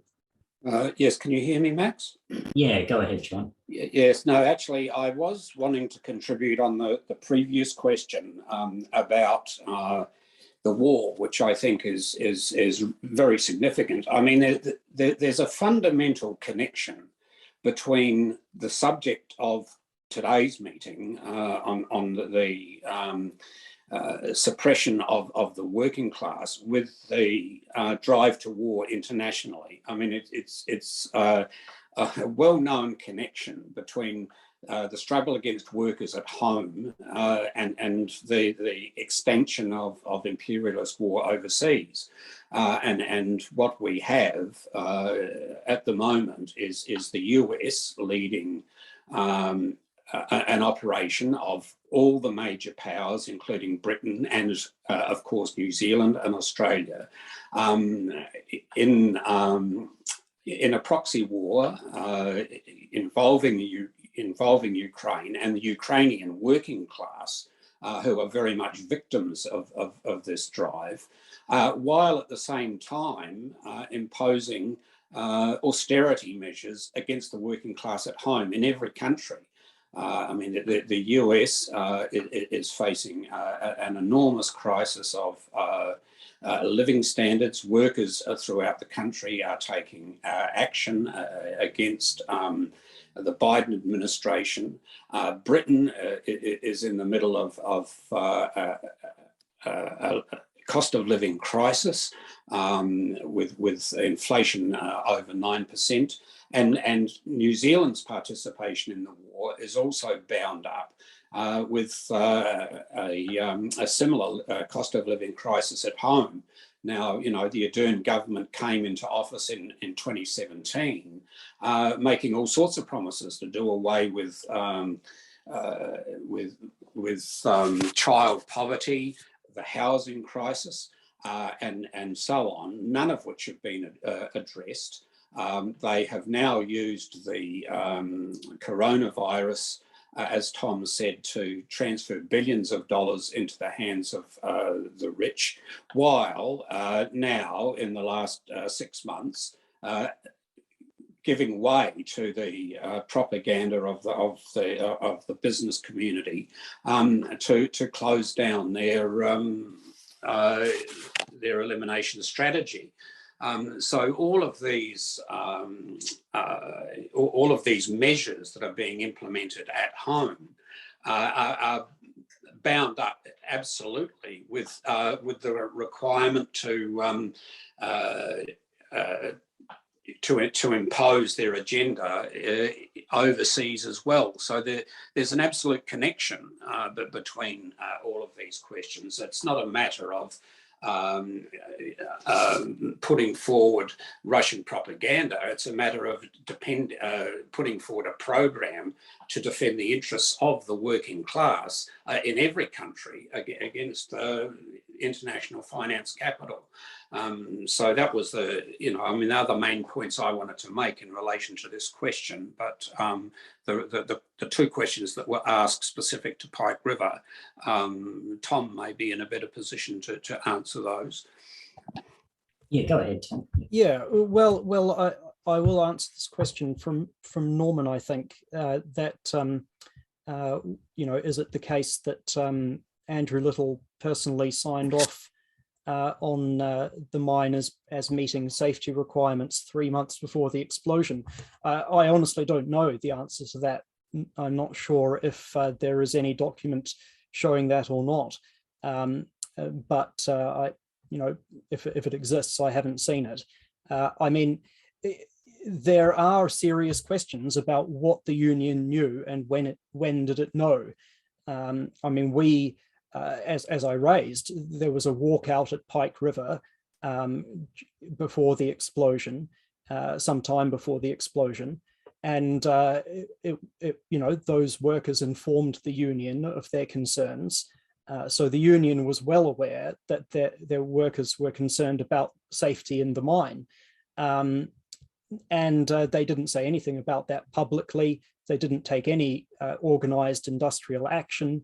And after the explosion, as I quoted, Andrew Little defended the company until it became obvious that he could no longer do that because the evidence was coming out about what a dangerous operation it was. But we raise in the book that any genuine investigation into this disaster has to include what was the role of the union, and the union has really not released or released virtually nothing of its correspondence with Pike River, its dealings with the company, and what it actually knew and when it knew it. I mean, there was evidence given by the union to the Royal Commission, but it is limited, and of course we don't know everything that was given to the Royal Commission because that evidence has largely been sealed and hidden from the public. So I'll just make those points about that question. I'm not sure what the other question was, Max. It was on defamation. To what extent does the defamation laws in New Zealand impact on bringing out the truth? That's the other question, Tom. Well, again, I have to say I don't know. I'm not an expert on the defamation law in New Zealand. I think it certainly is something we have to be cautious about. But I couldn't really comment on that. Well, there are some other comments and questions coming through that I'll read out. I mean, there's some comments in regards agreeing again, on Andrew Little. I really wonder how Andrew Little had so much power to make his final decision. What would Andrew Little know about mining anyway? Priscilla says ACC, the unions, WorkSafe, and government agencies have conflict of interest in bigger companies. Some also pay to political parties. And then there's a question from Sage. Do you think health and safety should have more teeth? Is it a matter of changing laws or ensuring the law is enforced? The police continually fail to take up cases. CTV building, fake engineer, and Pike is the question. Yeah, well, just to begin with, I mean, I think it's a very important question. It sort of goes to the heart of the issue. What is actually the solution to protect workers? Is it a matter of changing the law? And as you probably know, if you followed Pike River, that's what was promised out of the Royal Commission by both parties, that, this was a terrible tragedy, but we're going to rewrite the laws and it will never happen again. Well, I mean, that was a lie. As well as the CTV building, there was also the White Island eruption, which we've already talked about. The deaths continue. I mean, in the forestry industry, there's a regular reports of deaths. There were 2 deaths which we reported on in the space of a week at 2 separate ports in Lyttelton and Auckland. So the issue is not the laws. I mean, the issue is the enormous power of big business, which is protected by all the parties sitting in Parliament and the whole capitalist system, and also the unions themselves. That's the key issue. And so what we've raised, and it relates to the pandemic as well, is that workers have to organize themselves. They have to take matters into their own hands, not believe and trust in the Labour Party to change the law. That's been proven not to do anything. It will just, the deaths will just continue. And those responsible for the worst atrocities, such as Pike River, are never going to be held to account. So to defend themselves, workers have got to organise and to do so with new forms of organisation that are genuinely democratic, that are genuinely based on the rank and file. That's what has to happen. I'll just leave it there. I'll call on some other speakers to make some points too, but just, I really want to encourage everybody here. I think the reports, speeches and discussion make clear how essential this book is for every worker and everybody to have a copy of. You can see on your screen how to order a copy. For New Zealand residents, you contact the Socialist Equality Group at Socialist Equality NZ at gmail.com. You will see our tech team will put in the chat the link for that email, or you can message the SEG on their Facebook page, which is facebook.com/Socialist Equality NZ. If you're in Australia to make the purchase, you can do so through the merringbooks.com.au site. Again, you can see the link on the screen, but it will be put in the chat as well in order for you to be able to purchase this, I think, really essential book. I really do encourage everybody here today to get a copy for your friends and family. I mean, the essential questions, political questions that get raised in this book are, as I think has been detailed, not only of vital importance for those in New Zealand, but really internationally. To also answer some of the questions that have come up, I will now hand over to Comrade Cheryl, who is the National Secretary of the Socialist Equality Party in Australia. So, Comrade Cheryl. Thanks, Max. Look, I just wanted to comment on some of the comments that have been posted on the chat, which I think actually are really very important and go to the heart of what we're addressing in terms of certainly Pike River, but what the connection is between the experience, I mean, the tragedy, which is Pike River. But as I think Malcolm outlined, Terry, Tom, Pike River is an expression. It is a sharp indication and experience, which in fact is one which is being had by millions of workers throughout the world, whether they're in mining, whether they're in the metal industry, whether they're in a hospital or a school.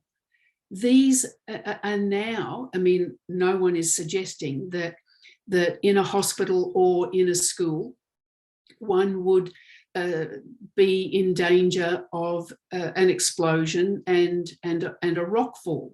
But what nurses, doctors, teachers, and students confront in a school and in a hospital now is the prospect of infection, certainly through COVID, but now increasingly, possibly other variants of other airborne and infectious diseases,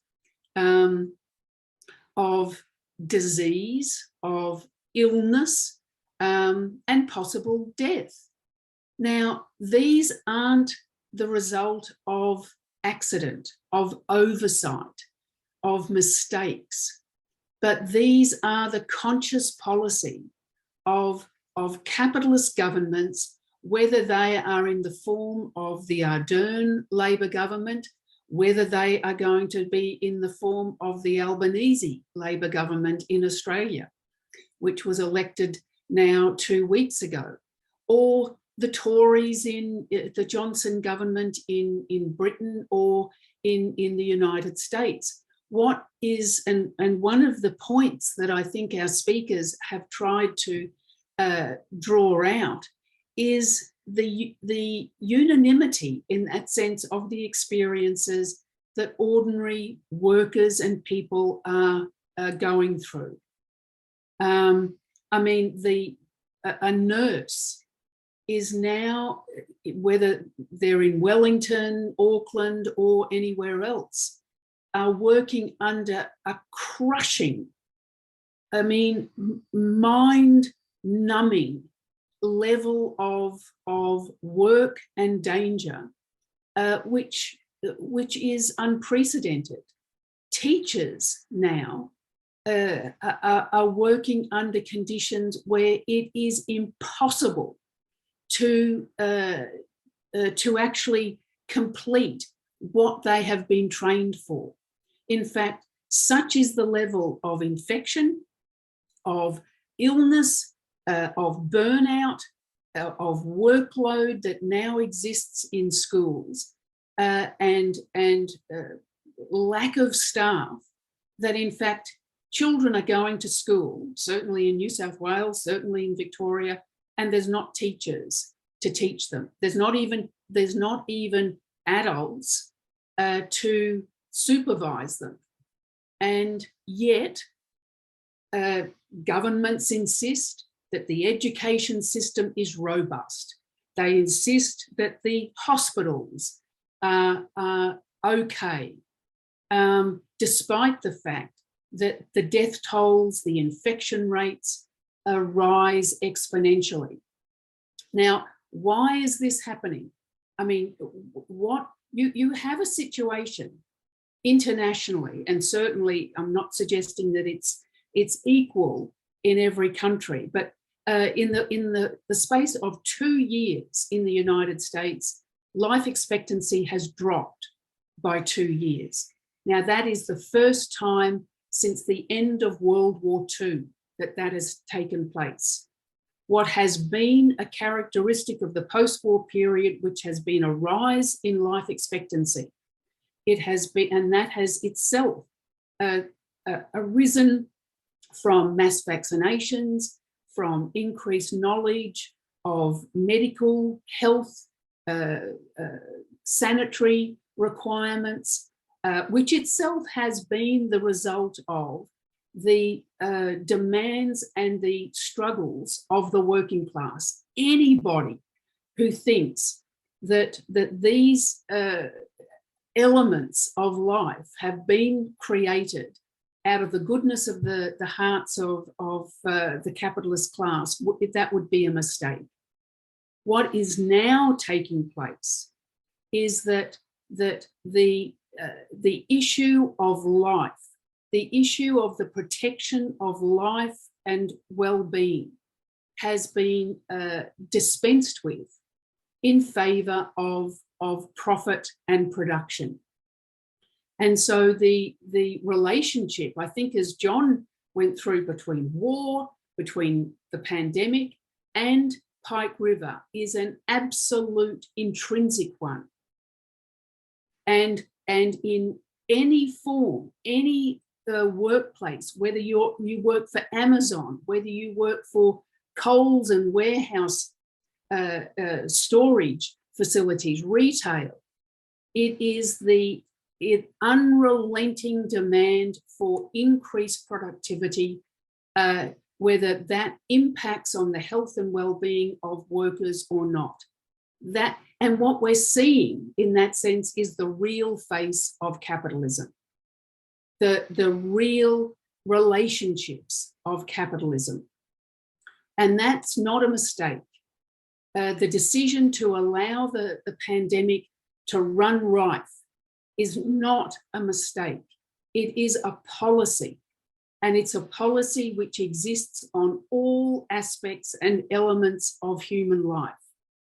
And the only force, I mean, it's not as if, you know, doctors, scientists don't understand. I know here there is a furious discussion taking place between health officials of the government in the form of Nick Coatsworth, Greg Dorr, some of these spokesmen for government policy, which they now are unrepentant.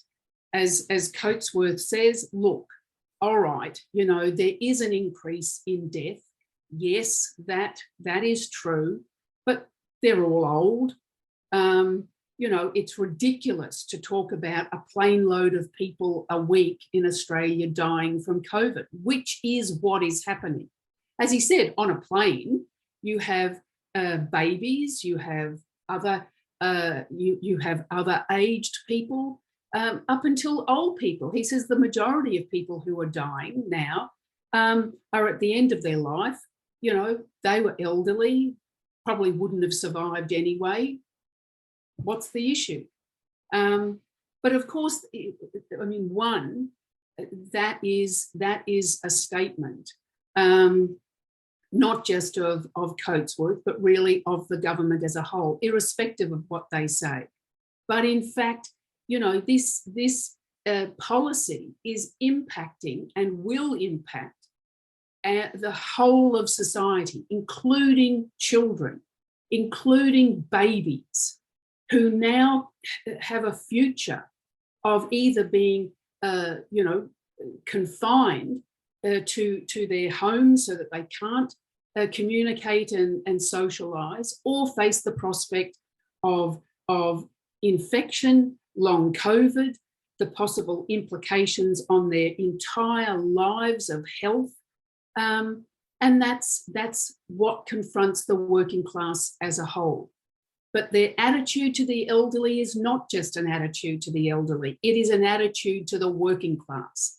And that's why the dispensing of concern of life in regards to the pandemic, or in regards to a mining accident, or the collapse of a building, or war, is the same. And so the question is the system itself. This arises out of the capitalist system as a whole. The only force that can prevent war, that can stop the degradation of the planet, that can prevent the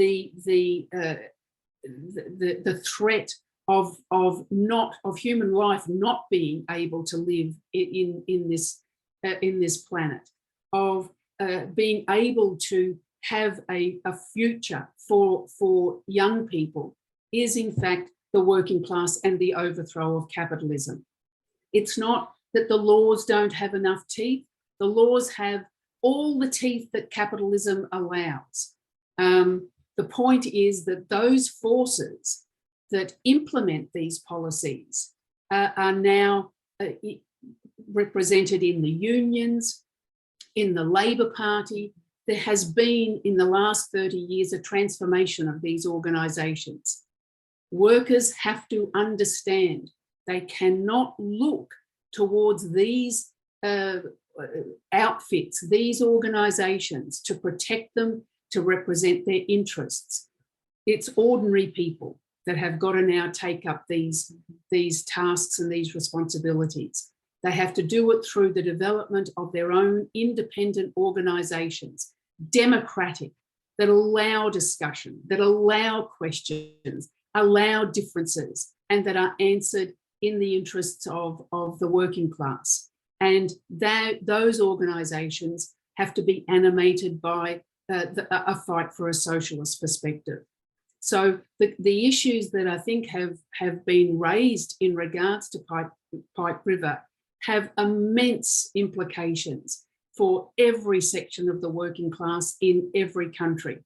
And that's why we hold these meetings, to fight to clarify, to answer questions, and to provide an alternative perspective. I thank you, Cheryl.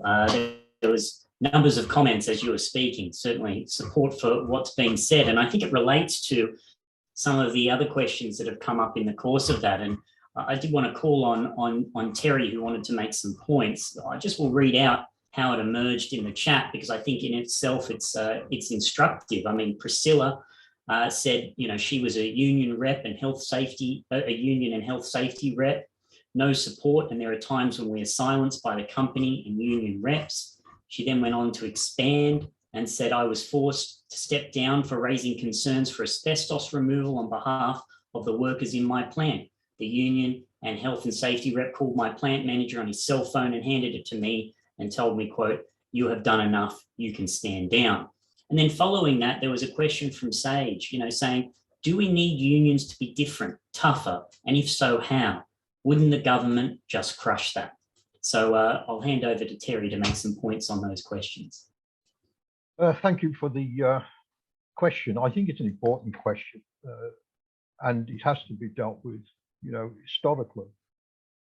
The thing is, the working class, in its struggle to improve its conditions, have necessarily come into conflict with the whole entire structure of capitalism. The truth is, the operations of the capitalist system are completely opposed, and always has been, to the fundamental requirements of the working class. Unions, when they came into operation, were formed not on the basis of the overthrow of capitalism. That's never been their program, but to win reforms under capitalism in order to contain the class struggle within inside the frameworks of the profit system, therefore never challenge capitalism fundamentally. Now, as Comrade Cheryl explained, these organisations, nationally based organisations, could, to a certain extent, under conditions of the expansion of capitalism, particularly after the Second World War, gain certain reforms. And these reforms, as Trotsky described, were the kind of the crumbs off the capitalist table were then distributed to the working class to contain the struggle. Now, that was done basically when production was contained very, very much inside the nation state. I mean, you will remember, people will remember that you had nationally based multinational companies, but nationally based companies, which would, you know, organize production from where to go on the national soil. Unions, of course, would, you know, at times of the upsurge of workers demanding better conditions, would then engage in discussions with the management of companies and, you know, to a certain extent, weasel out of them some concessions, which were always short, of course, what the working class required. You know, they could say at that stage, if we do not get some concessions to keep these workers quiet, we will stop production. Now, under the developments of globalized production, where every aspect of of production is internationalized, where production is deaggregated. This can no longer be the case, because basically what the management says to companies now, to unions, and did say in the beginning, well, we'll just move offshore. Now, therefore, the unions have abandoned the programs of national reformism, the crumbs off the capitalist table, and their task will be over the entire last period, particularly from the 80s, the 70s and 80s, has been to dismantle as agencies for capitalism, as political policemen, all the gains of the working class and redirect it towards the owners of big business and corporations. So that's what's changed. It's not, this union official is not tough enough or has not, jumped up and down. This is the fact. They are hostile to the class struggle. So it's the very nature of trade union politics and perspective. So it's not, these unions cannot be, reformed. They cannot be revamped. They cannot be changed by changing the leadership of the union for something that seems more militant or tough, etc. They definitive break must be made. Therefore, working class does require organisation. Therefore, it has to build new organisations which are controlled and headed by the working class, and it has to be on an anti-capitalist programme. It has to be on the programme that removes capitalism and places the economic levers and means of production in the hands of the working class, where they can be utilised for the benefit of all. I just also wanted to remark very briefly on the situation that the questions have been raised over the question of the war in Ukraine. I mean, there's no doubt about this. Look, this was a war that was planned, provoked by NATO. Its aim is to dismantle and dismember Russia, because it has vast resources that they want to get hands on, just as the US and the coalition of willing conducted wars in Iraq on a whole series of lies, of weapons of mass destruction, and then in Libya, etc., and other Middle Eastern countries. Why? To get their hands on vast resources of the Middle East. Now, on the other hand, we have a capitalist class in Russia, as one of the people pointed out. Yes, it's a capitalist class. It was established on the dismantling of the Soviet Union, all the gains of the Soviet Union, and the literal robbery of the state-owned productive forces. An oligarchy exists there, yes, but we have to know how to fight the Russian oligarchs and the capitalist class without capitulating to Western capitalism and imperialism. And we have to know how to fight Western capitalism and imperialism without capitulating and adapting to the Russian capitalist class. In other words, as it is now, as it is, we've been discussing in relationship to the mining industry, the mining deaths, the working class has to have an independent political perspective. We do not, kind of outsource to US imperialism what must be done by the working class. What we fight for, and we quite put the absolutely we fight for, is the unity, establish a unity of the Ukrainian, the Russian working class, the Polish working class, and all those, not under the alliance of NATO, but under an international alliance of solidarity of the working class to intervene. War can only be stopped in this manner. So I just was reading prior to this meeting, I noted there was a mine explosion in Poland that claimed numerous lives. Before that, last November, there was a mine explosion in Russia that also claimed numerous mines. Who are these mines owned by? They're owned by capitalists. They're owned by, you know, the corporate and financial elite, and they subjugate the miners' lives, and they don't care what nationality they are, to this drive for profit. And the same is being done. The Ukrainian working class and people are being used as cannon fodder in a war that they have no interest in. And the Russian working class, you know, is doing this. Putin cannot appeal because he's deeply embedded in capitalism. He represents capitalism to the Ukrainian working class. No more than Zelensky can appeal to the Russian working class. Only a political party that is based on the international unity of the working class and recognizes this class as the revolutionary class that can transform society and put an end to war can do that. Thanks, Terry. I'll now hand over to Tom, who will make some final remarks in summation and answer, I think, the last question that came through from Sage there. When are we going to ring the bell for mass revolution, and what would that look like? So I'll hand over to you, Tom. Well, that's a huge question that really requires a whole other meeting to answer, possibly, you know, a whole conference.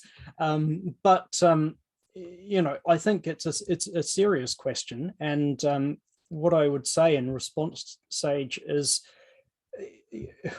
we are in a period of revolution in history. I mean, our movement, the Socialist Equality Parties, the International Committee of the Fourth International, issued a statement at the beginning of 2020 entitled "The Decade of Socialist Revolution Begins."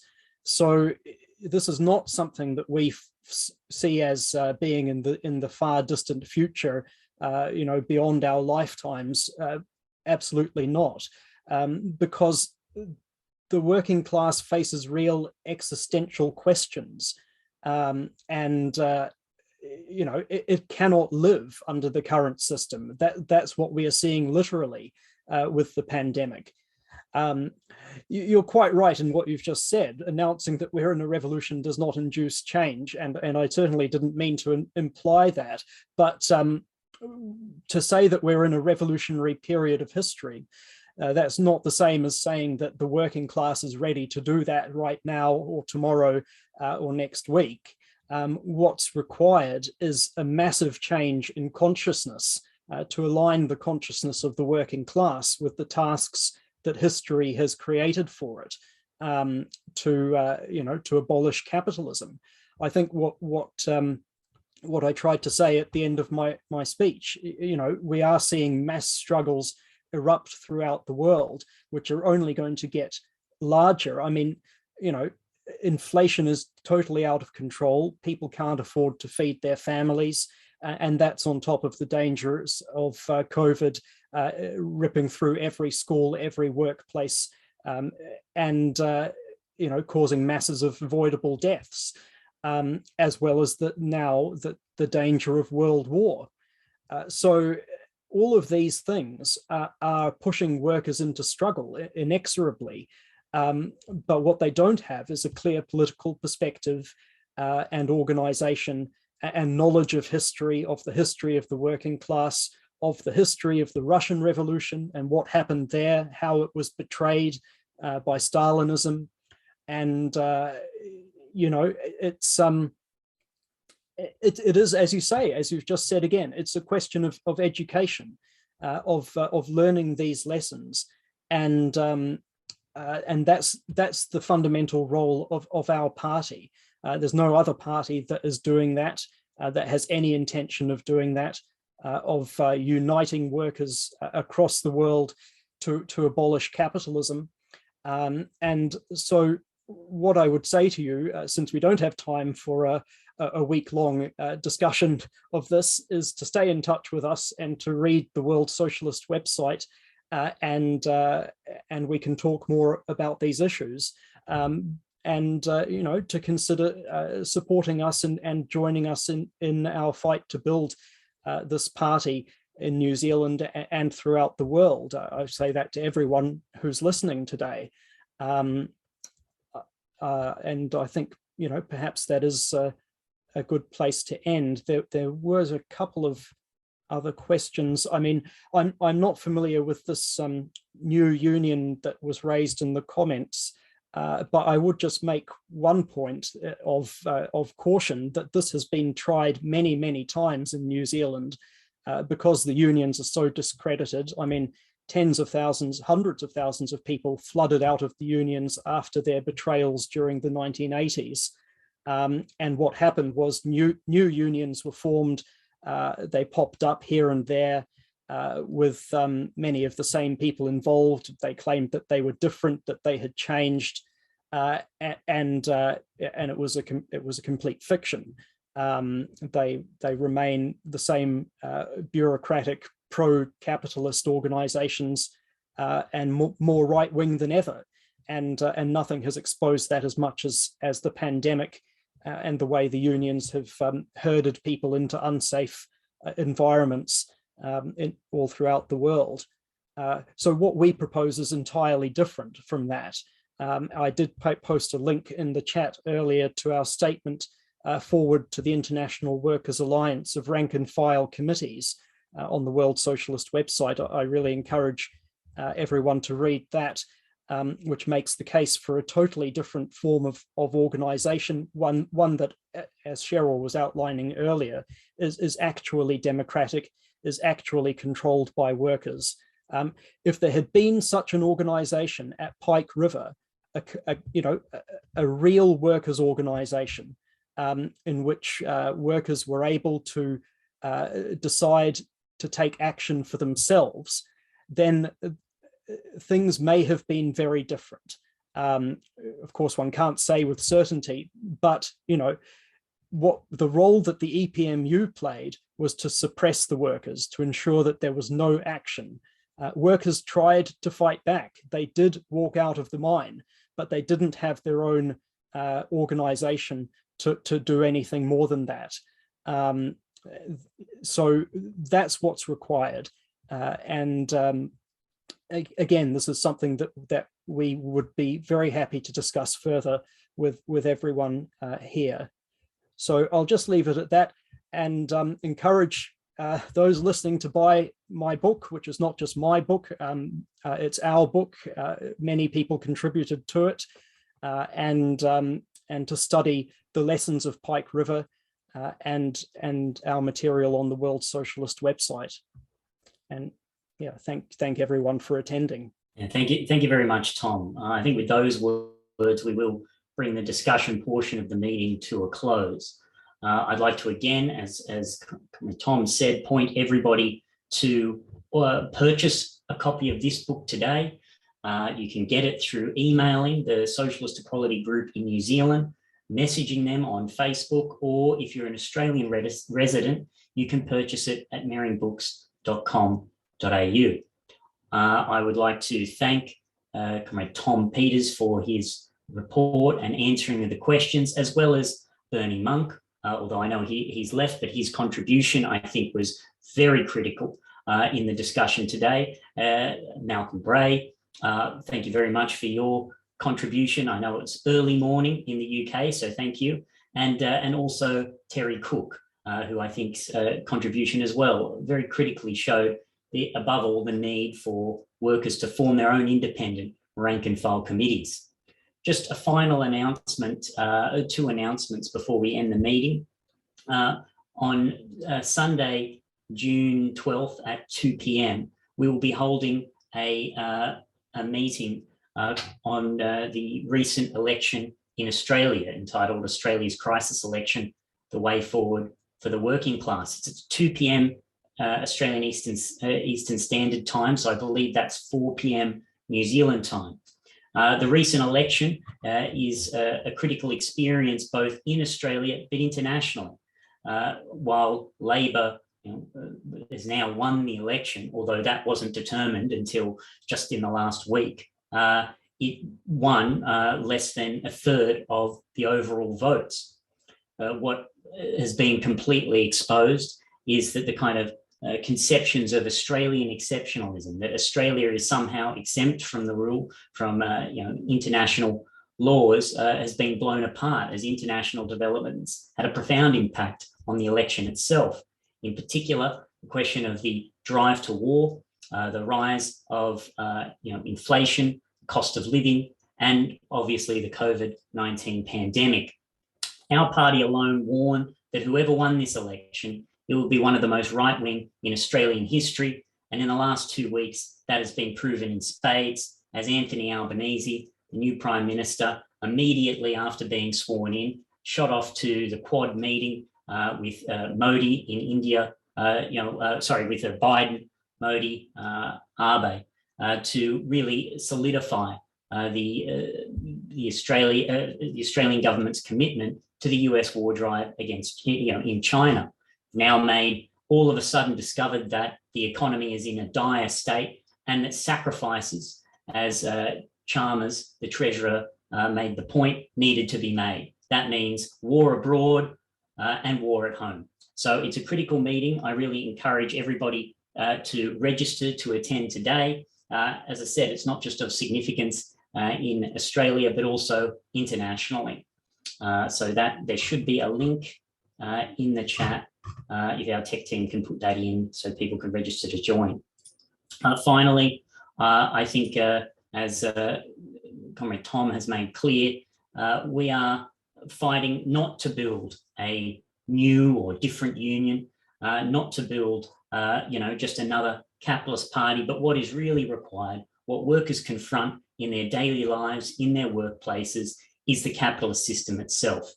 And for a fight to be waged against, a genuine fight waged against war, against the barbarity that's unleashed due to COVID-19, the working class needs a socialist perspective and a party. And that party is the Socialist Equality Group in New Zealand, who is fighting to build a section of the International Committee of the Fourth International. So I really encourage everybody here, as Tom made the point in his final remarks, to make the most important decision of your life and join the Socialist Equality Group.